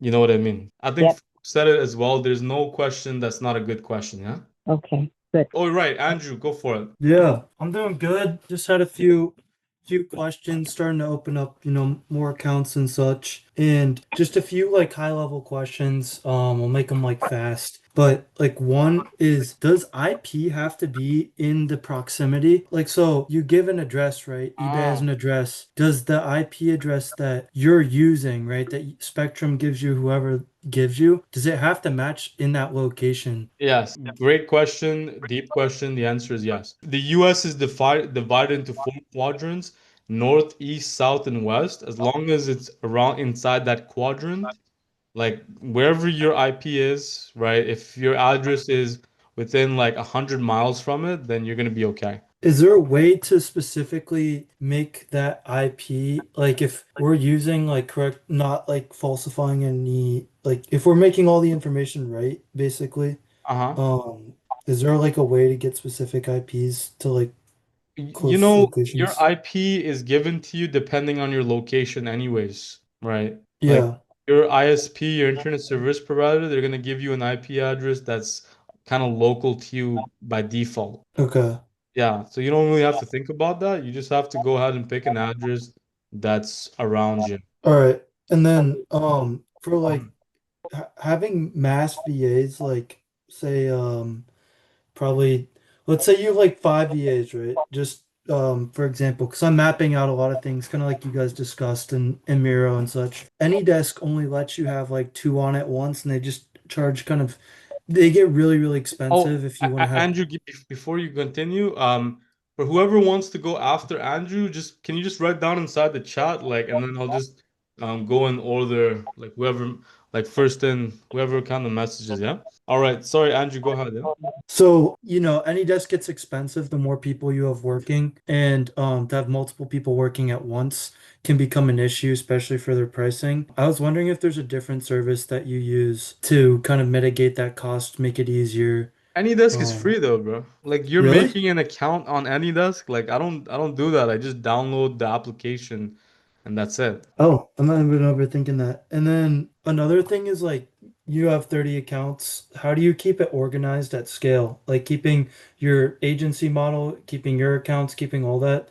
how do you keep it organized between VAs, scale, taxes, all that stuff? Okay, so organized in what sense? Like, what's the problem that you're trying to solve? Yeah, so the problem that like I would be trying to solve is, let's see here, like keeping everything together and not mixing anything basically. Like how like keep Amazon accounts, cards, with the Uh-huh. eBay accounts in the different clusters and buckets and stuff. Like there's a lot Uh-huh. of things that have to work together and like just making sure that they all do and don't go outside of their own specs. So the truth is, my account is messy. Like, Mm, like it's messy. Like I've never seen like anyone that's like, yeah, you can try to make it organized, and you should. We try to organize it better all the time, but it's always gonna be messy, and then it's like an ongoing effort to organize things, and it's just gonna like as the days go by, it's gonna get cleaner and cleaner. My got advice you. would be that like organization is great. I think that it's like more of a secondary problem. I think the primary problem is actually producing the income first. Do you get what I mean? So, Yeah. but regarding how I keep things organized, we have like in the past we used to have a Google spreadsheet, and then we got hacked. And then what will happen is now we just like print everything out. I have like a huge binder with all of my card information for each account that I just printed out. And then whenever I forget the password or something, I open up that binder and I manually log into the account like that. Gotcha. Yeah. Okay. Yeah, I, that's good to know. yeah, so that's Um, how I did it. And if you've seen my Amazon account creation video, you would have saw that, with my supplementary cards, what I used to do was my laptops or computers, I would just take the card and like take tape and like put it on the computer. And then I would take like another like label and put what account this is on that computer to like keep things organized. Like as you're growing, like these things become kind of important because I'll forget, dude. yeah, I know that's the thing. It's like when you have a lot, it's gonna get more confusing and it'll only get harder. Yeah. And even with the agency model, if you're having the people, have the computers at their houses for IP or even that, keeping that organized is a whole challenge too. Do you have any like No, things for the that agency model, it's very organized because we only do one eBay account per person, and mm, then one Chrome profile is for the eBay account, and then the second Chrome profile is for their Amazon account. but wouldn't they need multiple Amazons? No, it just depends. Like think about it. Like if they're so for my agency clients, right? I'm not trying to make them like 10,000 a month. I'm Yeah. just trying to make them like 1,000, maybe 1,500 a month, and then we split it in 50-50. Mm. Do you get what I mean? Because most Yeah, what? people are happy with. Because here's the thing: if I got these my clients like $2,000-3,000 in revenue, they're gonna need to make Amazon accounts. And do you think the normal person is gonna spend their time like making the Amazon accounts? Probably not. Setting up Definitely another not. computer and all this stuff. So it's just not worth it for me to like make my agency clients like get more sales. And if they want to, you can just be like, "Hey, First, this is make the what we'll Amazon. do." Yep. Okay. Right. Exactly. Gotcha. That definitely helps. And I think I have one more. Um, Yeah. let's see. What to register? Oh, I think that's actually it. But do you have any other like, when running like agency models, making first accounts, any just things maybe to remind of or things that aren't talked about a lot? So, how much are you making off of eBay right now? Around like probably s- I'd say this month like 600. No, well 750 so far profit. Like if you're like with tax exemption. And then I've been And doing how a many lot on listings? like what? How many listings do you have? And I made across. a mistake and I set the thing to delete listings like when out of stock. So I'm slowly going back up. I'm at around like 5,000 right now. It deleted like 3,000. So I'm like climbing back up. That's progress, dude. I remember like when you first started, like you were running into bigger issues or not making. Yeah. So you see what I mean when do you remember when we first, because you wanted to scale from day one, right? Yep. Right, but you see what I meant when I said that you should focus on like getting one account to 1 to 3K before you scale. Because imagine you made those 30 accounts from day one. What would have happened to you today? It would have just been a crazy headache, and I would have done a lot of stuff wrong. Right, exactly. But we're able to kind of decipher what went wrong and build your foundations when you can Mm, get that first account to 1 to 3K. My true advice to you is still the same, right? Like the guys here who are scaling, like they've probably already like Jonathan, like how what's the most you've made in 1 month on one account? Around like 1.6K, I think. 1.6K. But Pretty stable, yeah. did you have the confidence to be able to take it much higher? Oh yeah, of course. It's just we don't really want to. It can cause a lot of problems, you know. So Right, right. So Andrew, like that mindset of like where you're confident in like being able to scale, or like mm. the moment you can tell yourself that, hey, like I'm there. I'm I'm there. there right now. I'm putting most of my time into the logistics of scaling, probably like 20-30 minutes a day into like the actual like making money part on eBay. It's a pretty simple process for the most part, and it just like you repeat it every day and you make processes for after a good day or after a bad day. And yeah, I think that's why like I'm starting to, expand, make some more. Gotcha. But the truth is, you could probably get to like $2,000 within like 2 weeks of working if you knew Hmm. you know what I mean. So I would challenge you that like get this account and show like 2,000 a month in profit, or like one Hmm. month of making 2K. And then once you do that, because it's not listing is only part of the solution, right? Hmm.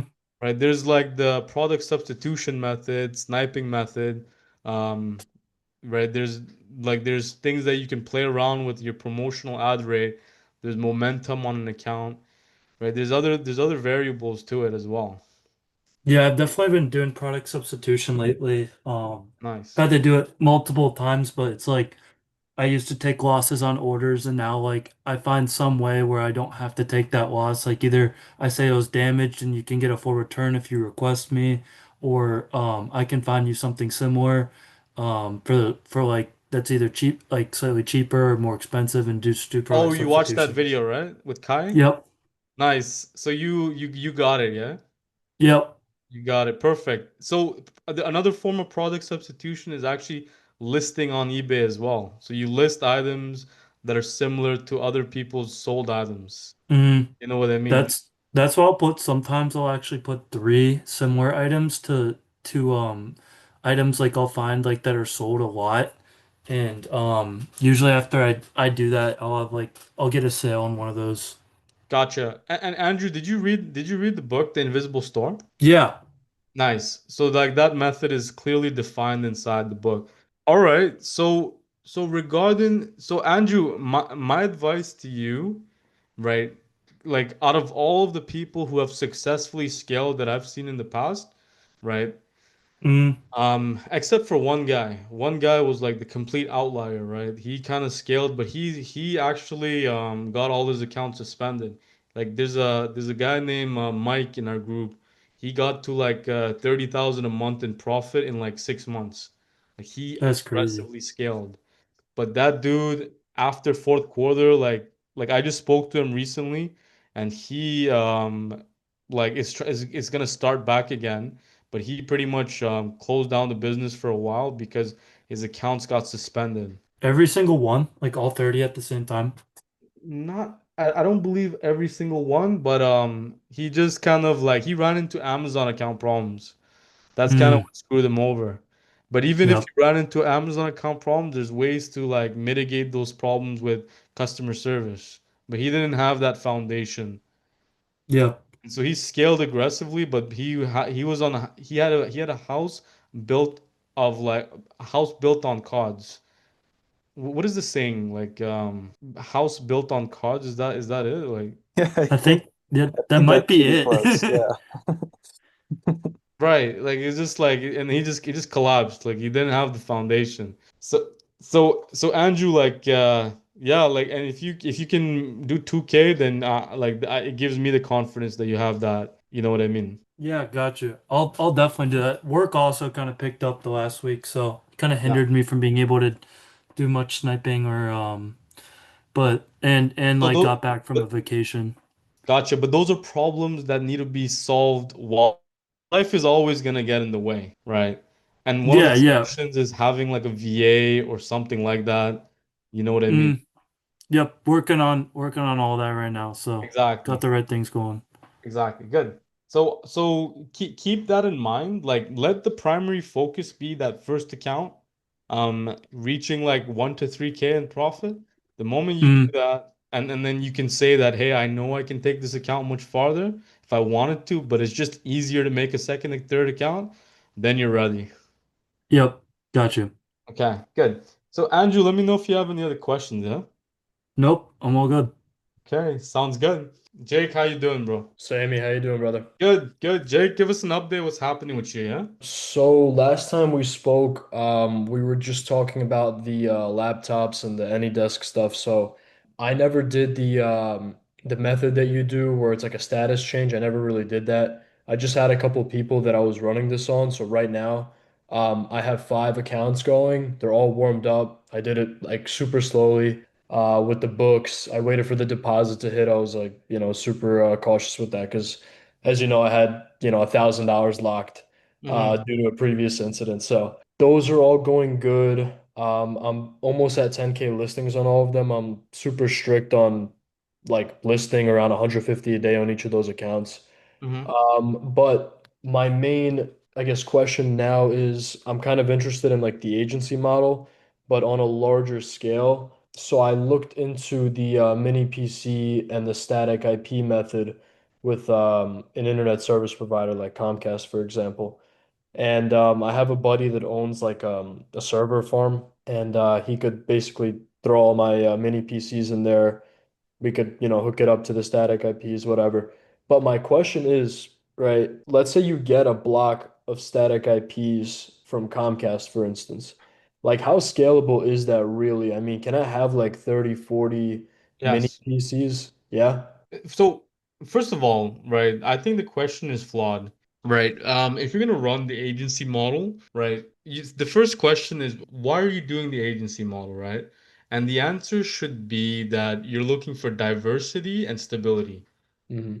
Right, and scalability. For all three conditions to be met, it's not the path getting like static IPs and your own computers because if you're running the agency, get the mini PCs and send it out to your clients and use their internet. Is that what you recommend doing then? Yeah, just send it to One them. million percent. Okay. Right? You cut out the cost of the IP, you cut out the cost of the phone number, you cut out the cost of they probably already have an Amazon Prime account anyways. Hmm. Right? You cut out all expenses, right? And except for that mini PCs, or even what I do is I don't even, the only time I send out a mini PC is if the client tells me that, hey, I don't have a computer. And if their computer is so trash, then at that moment I'll go ahead and send them a mini PC and then I'll have somebody go help them set it up for them if they don't have the tech skills to be able to do it. Okay. Or what I do is, sorry, actually, what I do is I get the mini PCs, I set it up at my house, like the configurations, and I download AnyDesk.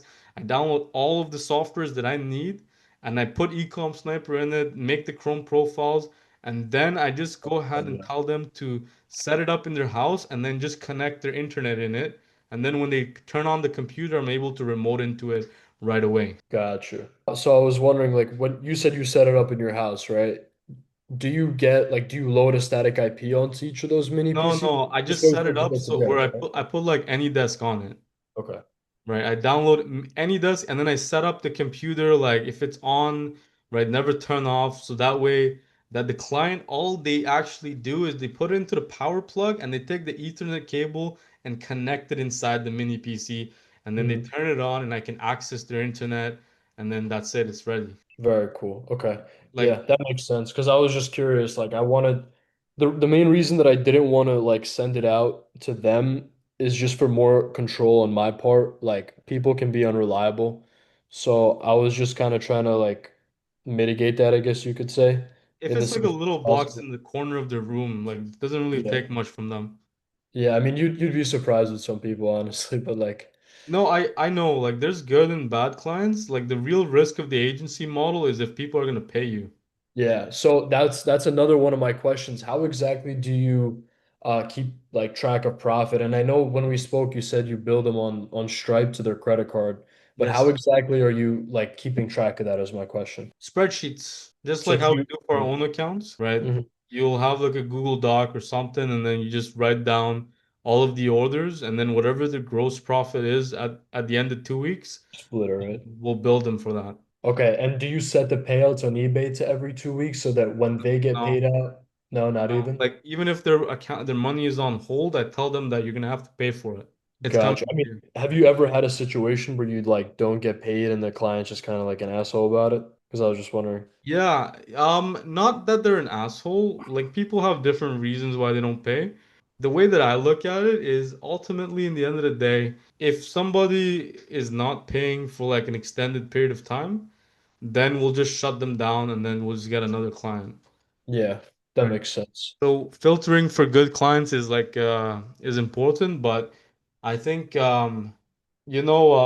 just establishing like the 2 weeks payment and then you just like people one thing I'll tell you is people from my experience, even if they're like first of all, I only do friends and family, right?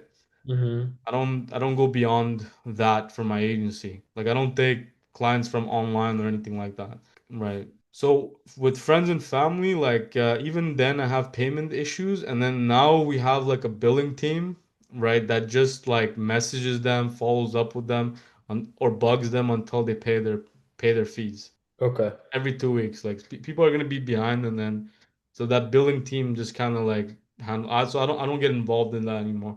Makes sense. So the reason for my first question about having the mini PCs like all set up in one location was Right. kind of because I want to do this beyond like friends and family. Let's say I have a friend that that I run this with, and then he has a friend that he wants to do it with. So somebody that I don't directly know, so I don't really trust putting like a mini PC in their house or Well, the whatever. point that you're doing from a friend and a friend is you're leveraging that friend's trust, right?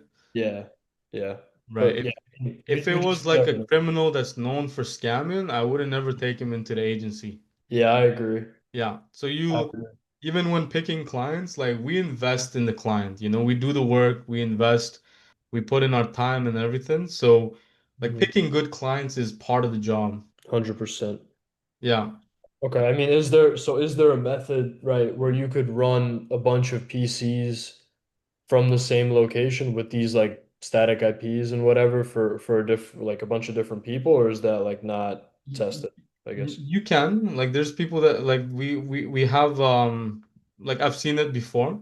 Hmm. Right? You can get a stat like 40 static IPs and then set up 40 mini PCs, but then what ends up happening is, right, you might run the risk of linking all the accounts together, not Yeah. by the IP, but by the similarity of everything else, right? The devices should be different. You should have diversity from account to accounts, right? The beautiful thing about the agency model and using the client's information and their internets and phone numbers is everything is somewhat different. So you have true diversity.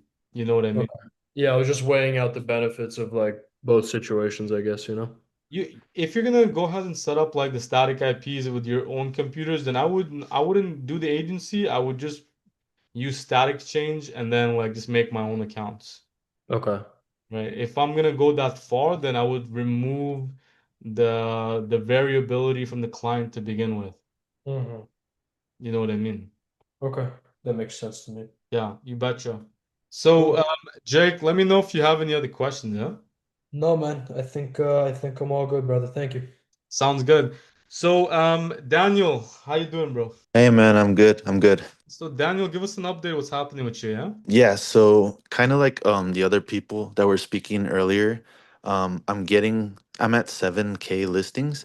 So I'm getting to the point where I'm about to, I guess, start making a second account or third.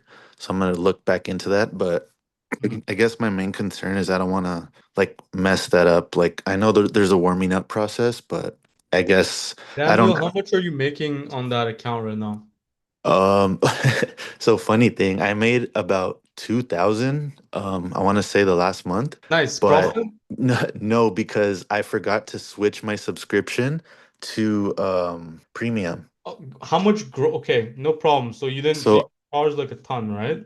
so I ended up paying like almost 2,000 in fees from the basic account membership. Gotcha, gotcha. So Daniel, like that unfortunate mistakes happen. So you'll recover from that. The real Mm-hmm. question would be how much gross profit did you make? Gross profit means Uh, eBay minus Amazon. Like eBay order um, minus Amazon. Like how much profit did you make? I'm not sure exactly. I'm not by my computer right now. How much do you think you made?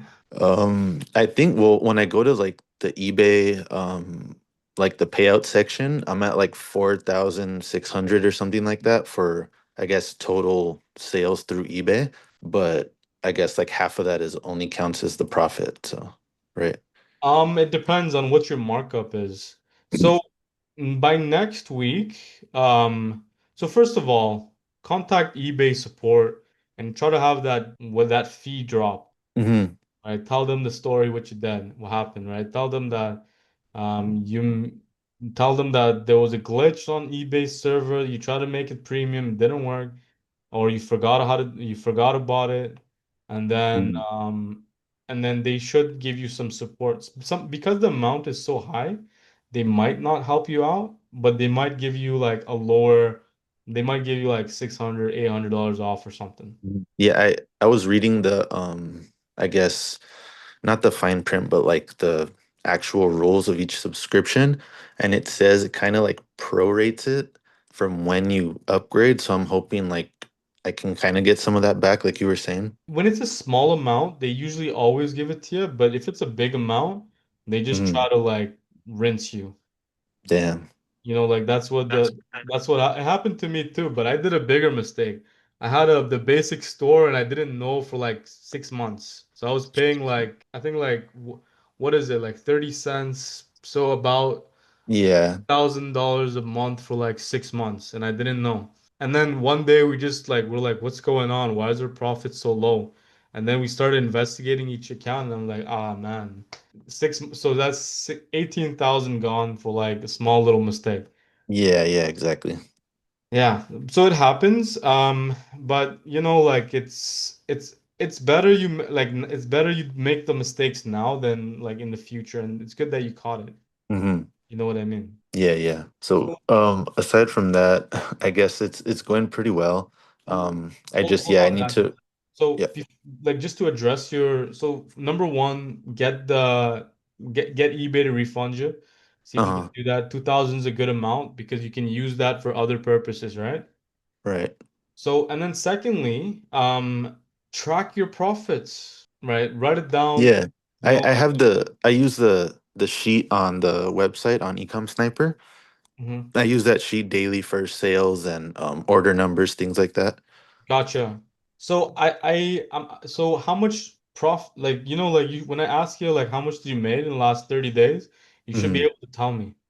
Because Yeah, it's like around 2,000, I think. okay, okay. Yeah, So the green number on the spreadsheet is like around 2,000. But like I said, I've maybe actually profited like a couple hundred because of the mistake. gotcha. So your gross profit's around 2K. Yeah. But in like how long? I'm not talking about in like 6 months or one Maybe month. like 4 or 5 weeks, I would say. Okay, nice, nice. That's not bad at Yeah. all. It's not bad at all. So then Daniel, then do you Yeah, know because daily? oh, sorry. I opened my store on the 13th of last month. Gotcha. So it's really close to a month. Oh, nice, nice. Yeah, no, that's good. That's good. So before you start the second account, finish the 10K on the first one, yeah? Yeah, yeah. Yeah. And then because after the 10K, there's still some things that you should do to like optimize it further. Hmm. You know what I mean? Like, are you running markdown sales every day, sending Yeah. out offers? Yeah. accepting offers. Yeah, I'm doing all those daily. Are you ending and sell similar daily? I just started doing that like a couple days ago. Are you revising your listings every day? Using the tracker. Yeah, Or no, the in the boost my listing, there's a revise button. oh no, I don't think I've Okay. maybe So I have so to look into that. yeah, so these are like the optimize like so your next steps would be um and then sell similar and then click the revise button, turn it on and off every day, and Hmm. then read the docs on understanding why. Okay. And then get to 10,000 listings. And then are you tax exempt on your Amazon accounts? No, no, I haven't done anything. It's still like all personal. Good. So there you go. Like you have like before you start the second account, like max out the first. You mean like get to the limit where they need? Get to the limit, tax exempt your Amazon accounts, run all the optimizations, right? So that way we know that you've like completed like the mastery of that one account. Okay. Yeah. You like forget about the second account at this time, yeah? Yeah, yeah. Yeah. Okay. So Daniel, go ahead. Continue with your update, yeah? I mean that's pretty much it. That big mistake cost me a lot. Mhm. But we learn. That's how we go. For sure. And yeah, I guess I mean I was planning on getting to 10K before worrying about my second account. But I think that's like the next big step I have to take. So I was trying to see like where I can get the. I mean, I know the website has it and the course, but if there was like any more tips or like things to not make another mistake, I guess like when that time comes for like warming up and stuff. So that is what these weekly meetings are for, yeah? Like Yeah. we're gonna be here every week. So whenever you're ready to start that phase. But right now, your next big step is actually get your Amazon account tax exempt, right? Your profits are gonna like go to the next level right away. Oh, is that in the course? There is a document that inside the chat, right? But pretty standard procedure. You just go on Amazon with an EIN number, and they give you a form to fill out, and they'll give you the tax exemption on the account. Okay, and then do I just where do I get that number or anything? So EIN, you get an LLC, right? Okay. And then with an LLC, you're gonna get an EIN number that you're gonna be able to use on Amazon to tax exempt it. Okay. Yeah, you bet. So before you finish scaling, like before you start the Mhm. next account, like have all of these mastered, yeah? Yeah, yeah. So Daniel, like I mentioned a couple of things. Can you repeat back to me what your next steps are? Um, use the tracker daily, the offers, and the revised listings. I Yes. did do the end and sell similar, but I just started, so I might have missed the revised part. And just kind of scale to 10K before I worry about the LLC and all that stuff. Yeah. Well, you could do it the LLC now as well, but Okay. do it the sooner you do it, the better. So that way, Mhm. like you have finished like the basics before you start scaling, yeah? Right. And is there someone, I guess, that like specializes in this or that I can like ask for help if I get lost? Go inside the Telegram and search Uh, like what Amazon like tax exemption, and you'll okay. see a bunch of guys that have like this discussion has happened already Many times. Yeah. times, and just read through it. Yeah, Okay. good. All right. So Daniel, let me know if you have any questions. Yeah, No, I'm good so far. Learning still, you're it's a almost learning done. process nonstop, but yeah. Good, good. No, that's good. Yeah, you're almost done, man. Like you're almost done the Thanks, man. beginner Thank you. training. Yeah. Yeah. Alrighty, brother. Then I'm gonna see you next week. Yeah. Yeah, I'll try to make it next week for sure. Alrighty, bro. So, or I'm gonna jump to you, man. How you doing, bro? Hey man, I'm good. How are you? Good, good. Or give us an update what's happening with you, yeah? Yeah, I'm just working on scaling. Most of my answer questions were answered already in this meeting. Nice. Warming up some computers, setting up accounts, everything. I just had a couple of random questions. Sure. So when you send someone an offer, like let's say you don't have a sale event active, and you know how you can send like 30 offers or whatever it is at once to everyone that viewed your listing.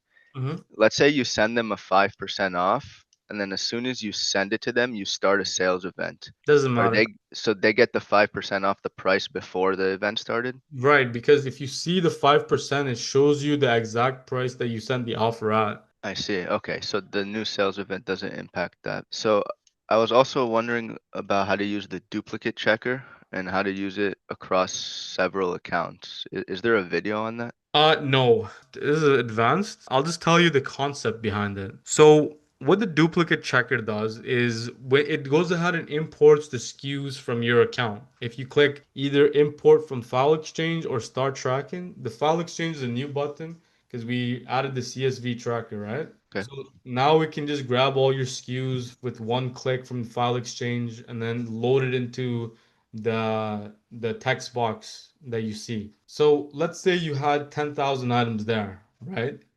And then you go on your second account and you get another 10,000 items that are listed on your account.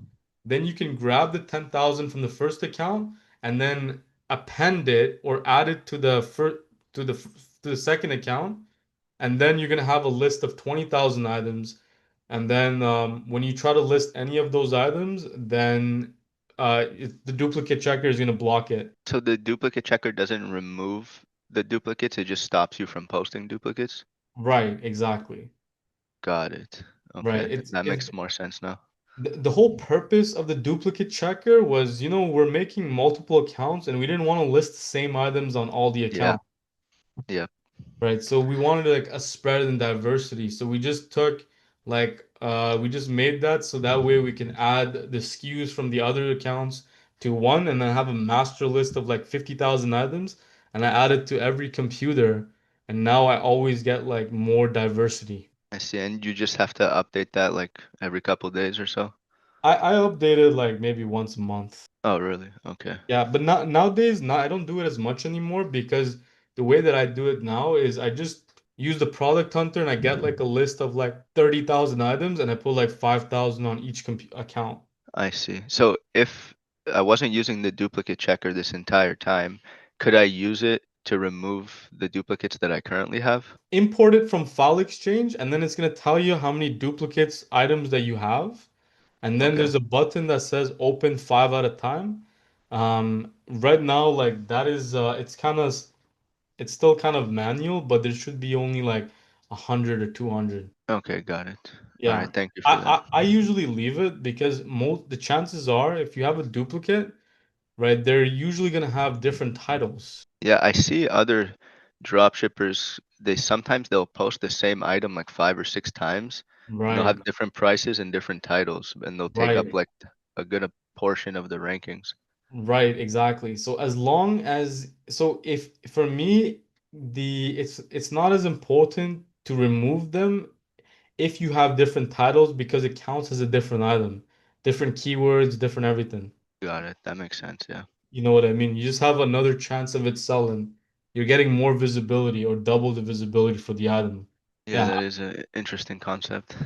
yeah. So I personally like leave it, and I've seen multiple times, like an item sells with a given title, but not this title. You know what I mean? Yeah, yeah. I So just haven't seen it yet where I would have the same item sell in two different titles, but maybe it's just not enough duplicates yet. right, exactly. But I've seen that happen. So I wouldn't worry too much about it. Okay, great. Okay, and I just had two more questions. The Sure. next one is, is there a specific tool that you're using for cookie transfer? Yeah. There was what was it called? Let me see. Cookie transfer Chrome extension. There was a Is it edit my cookie or? no, I used the J2 team cookies. I believe that's the one. But when I found it, I only like it wasn't because I chose it specifically. I found it and I just used that. Yeah, I was trying a few extensions and they weren't working, so I'll try this one. Yeah. Yeah. That's the one I used. Okay, thank you. And my last question is, What would you say is a healthy ratio for impressions like between organic and promoted? Like when I started, it was 50-50, but now 50/50. it seems to be like 75% organic, 25% promoted. Not a problem. Okay, I think as long as you're so the problems are when you're organic are like 90% and your promoted are 10%. That's kind of an indication of a flag. I Keep see. it- But if your promoted is higher than your organic, like much like 75% promoted and 25% organic, then I would see a flag is like something's wrong as well. And is that like looking at it on a day-to-day basis or like a monthly overall? Day to day, because your day to days should all be the same. Like eBay is very consistent. I You see. get, you Yes. get what I mean?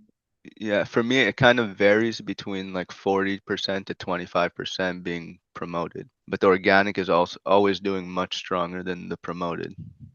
Gotcha. I wouldn't worry about it. I think that's a blessing. Okay. All Yeah. right, perfect. Yeah, that just means like you just have some stronger visibility somehow. I guess it's with the the great titles that EcomSniper's making. Yeah, maybe. I think you might actually get a lot of benefit. I would even experiment with like different prompts for the titles for each account. Yeah, I'll give that a try. I haven't tried the custom titles or prompt yet. This description.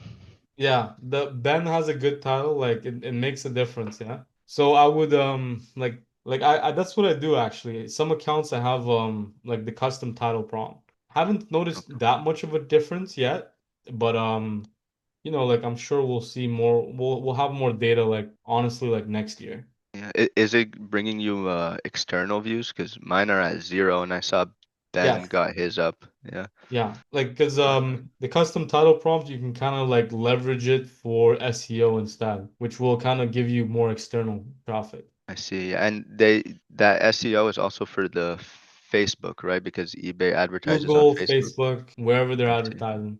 Got it. Yeah, you betcha. All right, well, I think I'm good. I got all my questions answered. Sounds good, bro. Sounds good. Thank you. I'm gonna jump to Grant. Grant, how you doing, bro? Hey Sammy, how you doing? Good, good. Grant, give us an update. What's happening with you, man? All right, so I've been an EcomSniper for about 50 days, and I just got the one account right now. I got about 8K listings, so pretty similar to Daniel. And Hmm. I want to start scaling to like make another account, but after like hearing what you said earlier, I'll probably just keep with this one right now until I get to 10K. But I did have a couple questions. Yeah, go for it. So, like I just like there's a lot of different ways you can scale, obviously. So I was thinking about starting an account on my brother's computer because he like lives elsewhere, and like I could start an account there. Is that the best way to do it, you think? To start a second account? It's yeah. I would say that's the like use his account. Okay, so I like use his name and everything. Yeah, he probably already has an eBay account, so just log into Yeah. that and then follow the setup steps again on EcomSniper. Yeah, Okay. yeah, And then even if I'm not starting to like list on that account yet, like could I start warming it up now so like yeah, it's ready yeah, once I get to 10K? yeah. Absolutely, this is not a bad idea at all. It's a great Okay. idea. And then do I use like AnyDesk? Yes, Is that like the best way? 100%, 100%. Okay. I think I know what to do then. I got a lot of information from this meeting, so Nice, nice. What was your original questions though? Just curious, yeah. I mean I kind of just hopped in the meeting and just to try to like listen. I didn't really have like a specific question. Gotcha, gotcha. So Grant, do you have any other questions? That's about it. Do you have clarity on the road ahead? I got clarity. Good, good. That's the main stuff, bro. Alrighty, so Jared, I'm gonna jump to you. How you doing, bro? Hey, I'm good. Can you hear me? I can hear you. I can hear you. We tried to get to your last meeting, but I don't think I heard you then, yeah? Yeah, no. Okay, well, I actually just made my first sale yesterday. Nice. Um, Congratulations, man. Thanks. It was a book. It was all right. It was a $21 sale. Like I was trying to like get like a bunch of script a bunch of sellers, but for some reason I tried to do it on my laptop at work. That didn't like it wasn't like Right. scraping properly. Like I wasn't able to see like oh like people that sold like items in the last like say like 7 days or 3 days Hmm. or anything. It just wasn't Yeah. Totally get you. Totally get you. So that feature kind of broke because eBay made an update. So we should have an update for EcomSniper tomorrow for that. But what you can do temporarily is just copy their username and then just copy it directly into the competitor scanner. Okay. Yeah. Okay. So it's one extra step. That's gonna be kind of like that'll get you going today. Okay. Okay. Yeah. All right. Cool. As for like what I should do next, like okay, so I made the sale, I put the note, I send them a little like thank you letter, whatever. Should I list more of like that same thing like a book? Like if it's a series of books, like should I No, list I more? wouldn't do it with books. I would do it for like other types. You're right, you should do that, but I don't do it for books, me personally. Okay. Okay. I was just wondering if I should do that or not. Right Um, now, your goal would how many listings do you have on your account? oh, like 60? Okay, so bro, you haven't even started yet. Yeah, pretty So much. you have got your first sale. You probably because you're Canadian, right? On selling in the US, they probably asked you to upload your IDs and stuff, right? I actually am also an American, so I have an American account with them. Oh, beautiful, beautiful, bro. You're gonna kill it. Like you're not gonna have the limitations of a Canadian. So you have All a right. US bank account. Yeah, and I also have a Canadian one too, so I don't know if I'm Forget able about the to. Canadian account. Like you're using the US account right now, yeah? Yeah, yeah. Beautiful, beautiful. Then right now your goal is by the end of the 30 days, have 3,000 items on your eBay account. Like don't think about anything else, yeah? Okay, so just like keep like scraping people and putting Just up on. Just list 3,000 items by the end of 30 days. Like, don't overthink it. Just list. You know what Okay. I mean? All right. Yeah. All So right. that'll be like your main focus. You know what I mean? So and then like we can talk about optimizations and all of those are conversations after you have like the 10,000 listings. Okay. Yeah. All right. All right. Good. You're on the path, dude. So just continue down the journey. You're gonna be okay. Yeah. All right. All right. Thanks. Appreciate it.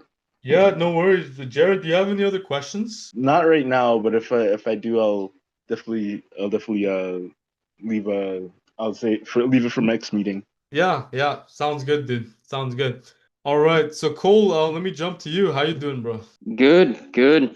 I'm actually making too many sales. I almost feel like so I'm using. I try. I like not to use. So I'm warming up one Amazon account, and the other one's well aged, both consumer. So I don't think they're as much of a problem, at least from what I've heard. But I think I think it was 11 orders today. So I used one on the I'm only going to order one on the Amazon account that I'm aging for. Mark Smart. set up for a month because I've gotten banned or well, not suspend, but like orders canceled on another account. So I want to be careful. Smart. And Smart. Very smart, yeah. yeah, and I got I ordered 10 on one account, so I'm just hoping that won't be a problem. But I do want to ask, like, do you have any? Because I remember you said 5 is like the guaranteed Amazon won't go for you. Are there any other broad benchmarks or just kind of? You should pro no, that's pretty much it. Yeah.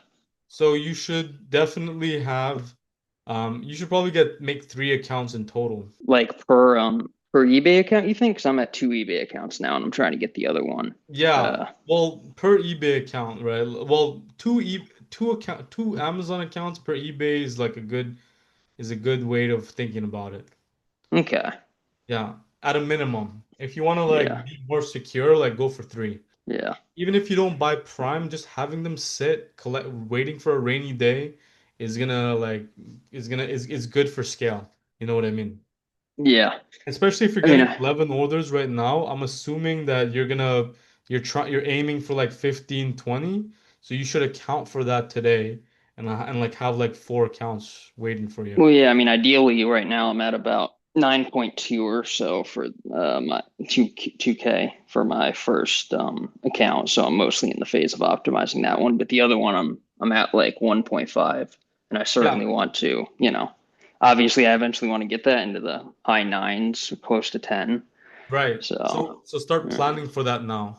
yeah. Like create the infrastructure for the Amazon. 4 accounts, yeah, for you. Definitely will do. It's just, so I tried to do that once before actually, Mm-hmm. and I swear it was after a week I didn't order anything, and I think this was just naive of me. Like I sort of just thought like, oh, I'll now that I aged it a week, I was good, and I think I did three, or I think I did one day, and then 3 or 4 the next day, and they were just like up, canceled, like weird Yeah, activity. You know how it is. yeah, for sure. Yeah. So regarding creating the Amazon account, did you watch that Amazon account creation video? It's actually funny you say that because I watched like 50 minutes of it earlier today, but I have not completed it. I saw Gotcha. what you were talking about way earlier, where you're talking about your setup, which is I don't even like to think about because that's so many steps ahead. But but Right. Yeah, don't worry yeah, about well right now I'm just using. It's right now I'm sort of towing the line. It's just very simple. I'm only using different Chrome browsers, nothing like different IPs or anything That's yet. fine. But That's okay, fine for now. Yeah, you can do that for like for 4 Amazon accounts. That's okay. okay. Like when you're getting to like 20, 30 Amazon accounts, that's when those things are important, yeah? Yeah. Right now you can watch the Amazon account creation video, finish it just to kind of get the base down. And then from there, like create 4 Chrome profiles, warm them up for a week, and then you can start using them slowly. Okay. Yeah, you betcha. Okay. You And betcha. just one other thing. I mean, I don't know if you remember. It's been a while, but I forgot about the custom SKUs again on my new account, and I had to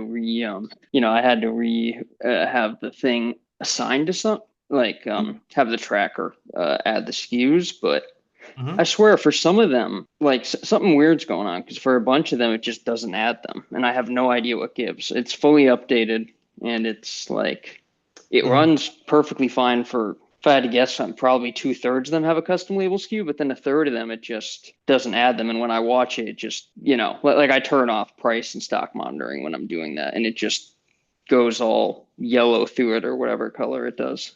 And I don't know if there's a reason for that or if there's anything I can do to change that. So regarding that, we're gonna have to investigate what's going on. So what I would tell you is message Noyin to have a look at your eBay account. Sure.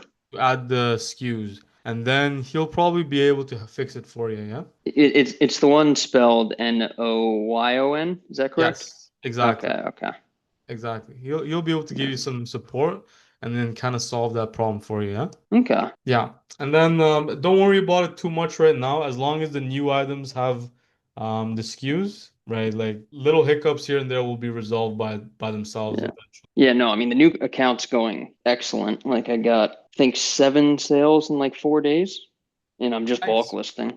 I had warmed up the account using I had a few POD designs from like a past venture, so I just decided, hey, keep these up for 3 months. I got 2 sales, and well, actually, that's one other thing I should ask you. You say in the first 3 months is when if you get a huge spikes in sales, it's when it matters because I listed like 40 POD products, right?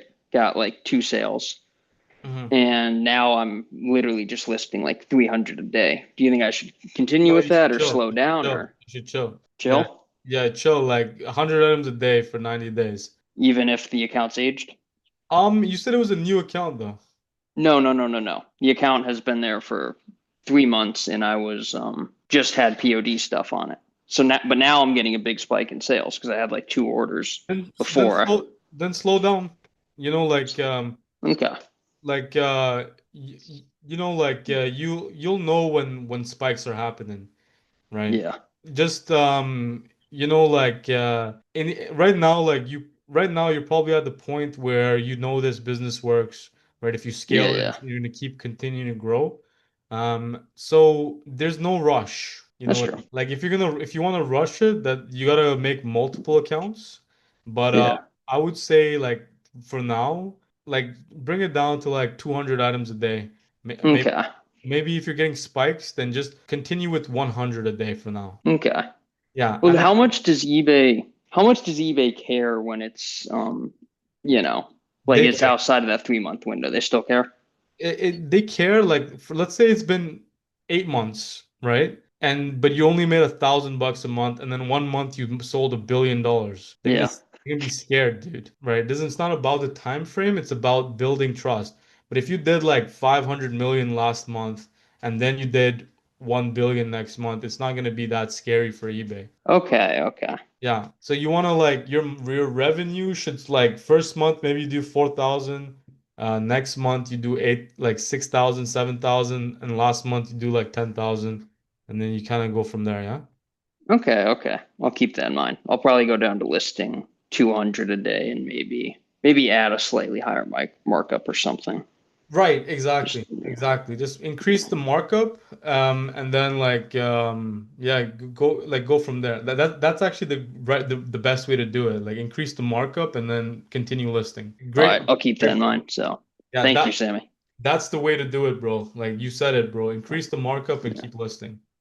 Yeah. Well, I remember you said that's always increasing the markup. If you ever want to slow down sales, increasing the markup's always the best way because you get more money per sale Right, and as you're opposed to riding the delivery momentum. times or yeah, moment. Yeah, that's true too. Right. So those items would probably sell as well because you're gonna ride the momentum. Yeah. All Yeah. right. Thank you, Sammy. Yeah, Appreciate you it. betcha. You betcha. Cole, do you have any other questions? Not that I can think of. No, I think I'm Okay. good for right now. Just to recap, watch the Amazon account creation videos, Yes, 4 Amazon accounts, increase your markup, and then continue to grow. all right, will do. Thank you, All right. Sammy. Sounds good. Okay. Mott, how you doing, brother? Yeah, alhamdulillah, man. The dropshipping, I just got a negative review today. I've been just on that. By the way, I've been listing a lot less than I used to, just because I'm putting the delivery date way below than what I used to. That's just like I had like out of a 2,000 listings, I would say around 1,500 of them will fail, and then only 500 will go through, Hmm. just because of how Amazon.com.au works. And I've done so just a little bit of tips. I've done, because I'm good at advertising. I've done a bit of advertising, tests with the priority. Mm. So general ads are still 4.1 to something. And what I did was I just kind of let it run. I spent a bit of money, collected the data, looked at the ones that are converting, separated them, and then started manually targeting them. And bro, it turned out to be pretty good. I'm not gonna lie, it's doing very, very nice.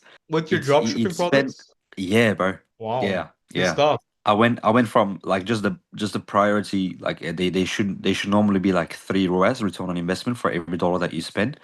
Mhm. But after I isolated the ones that I wanted to see, I've gotten up to like 7 to 8 ROAS, which is pretty Wow. amazing for the advanced Wow. ones. Wow. Yeah, Amazing. man. Amazing. Yeah.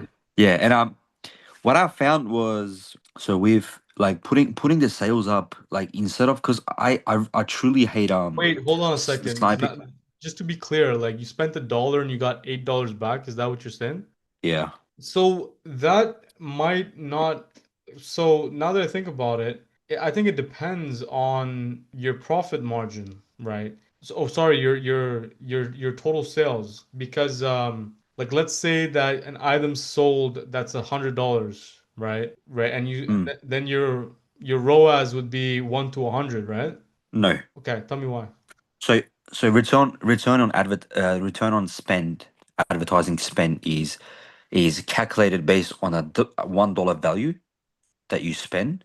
So if you given, so let's say that you've got a ROAS of 1%. So you're talking about ACOS, by the way, yeah, just to clear it. ACOS is advertising cost of spend. So ad fees divided by sales and then times 100. That's your ACOS percentage. The return on advertising spend, ROAS, is basically a reverse terms of ACOS, right? What it is basically, it's calculated this way: for every $1 that you spend, how much do you get back? So they kind of like counter each other. If you get like, I can't remember exactly the numbers on top of my head, but if you do like 2-3% ACOS, that's usually like, like, how much was it? I can't remember the exact time, exact percentages, but So let me ask you this, let me right? let me just look it up.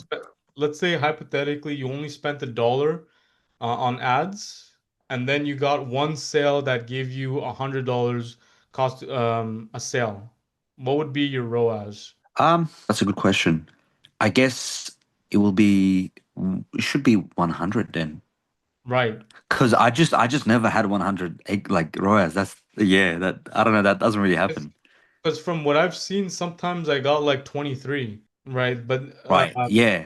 because I do like the minimum and then I do the general ads targeting, and then so it only promoted the ones that had no competition. Okay. Do you get what I mean? But that number is like to me it wasn't that valuable because my sales, like even if I sold $100 item, right? Like the true number that I care about is like how much profit did I do from that? So that's right. That's a very good conclusion. So the way that I did it was out of the ones that worked, only ran the advertising for the ones that are about $100 and up. Nice. Smart. Yep. I think yeah, I forgot to mention that part. So if you do like let's say $10 item and your profit is only 70% of that, right? I mean, you probably get like $2-3 out of it. Then if you spend $1 and you get like $10, right? Then you don't really get profit out of it that much. But if you do like the items of $100 and above, then if you get even like two raw ads is going to be profitable because you're basically spending, so you're basically making $100 from the advertising in itself, and after the fees and all that, you probably have like I don't know, $15-$20 left to yourself. But yeah, Yeah. so Yeah. the day that Makes I've ran it, I makes had sense. like let me see so Right. So like for I example, had I had items that are about $200 and above. Like I had like 4 or 5 orders that was like $200-$300 above. so just to be clear, you spent let's say you spent $100, and then since you got an 8 times ROAS, you got $800 in sales, but that $800 in sales gave you like $300 in profit. Yes, Nice, something like that. I don't really measure exact profit that I get just because I'm just nice. testing a few things at the moment. Yeah. But like as I said, so like okay, I was just trying to look at the items that I sold that day. So I sold an item for $170 with the promoted listing that I chucked it in. Mhm. And the lowest that I've gone for is apparently $70 because I've got an item that's $78. So that one and the same day I've got an order of $221 and the other one is 216 and the other one was $79 and yep, that's it, man. So about like $1,000 worth of sales in one day with the advertising, just Nice, revenue, right? nice, bro. You inspired me to make an experiment now, because you're so Yeah, right. that's why I'm telling you this because I know you're gonna run your own experiment. So the other one Right. was $76, and yeah, that's I, that's it, man. I think I'm gonna try making all my markup percentage like 200%, and then try to get like a 2 times ROAS and see like how like what happens. Two to Yeah, three. yeah. Also, you can do if you're gonna do 200%, right? If you're gonna do like $70 and above, you might as well do a sales event, and then like maybe let's say 20% sales event, and then Very interesting. run a Yeah. smart campaign for the ones that you think is going to convert and isolate the ones that are performing, and then have a look at the manual. You know what you can do extra. It's a little bit of tip for you. You can go to Google Keyword Planner and extract the keywords for free, and then get those keywords and test them manually, but Yeah. underbid them. Run a Yeah. broad campaign and underbid them. So what's going to happen is all of the low-hanging fruits that the other sellers are not advertising because you're hitting it from the broad manual targeting, you're going to get all those little pieces and tiny little things that you can probably advertise for 10 cents, 5 cents. I mean, if you're doing it in America, I think it's like 20 cents minimum. Mhm. So instead of targeting the high-end keywords, you will only target the ones that are very, very, very little cost. And if you get a Right. sale from there, voila, right? You got so much profit out of it. I have Alex Hormozy, he said something very interesting, right? That I never thought about applying to eBay, right? And Mm. his concept is that the people who win on ads are the one who can spend the most to win. And the only Yeah. way that you're going to be able to spend the most is if your product itself already has the margin to pay you back for that. So imagine this. Imagine your items all have like a 600% markup or like 1,000% markup, right? Mhm. Then if you'd be comfortable like spending like $100 to get the sale because you're gonna net back 200, 300 anyways. Yeah. You know what I mean? And we Yeah. already know today that the ultimate reason a sale happens is because of visibility. Yep, and You the get what I search mean? volume as well. If there's demand, then yeah, visibility will make up for it. So Right. the way that I generally think about it is, you know, I would only run advertising for the items that have got demand already because you can't create a demand on the platform, right? And the way you should be doing it is like you gotta first of all think about what you want to Actually, do, whether eBay you said want to the rank. opposite. eBay said the exact opposite. They said that one of the biggest purposes of pay-per-click is to generate a demand for like a new item that doesn't exist yet. Yeah, because they want to make money out of you.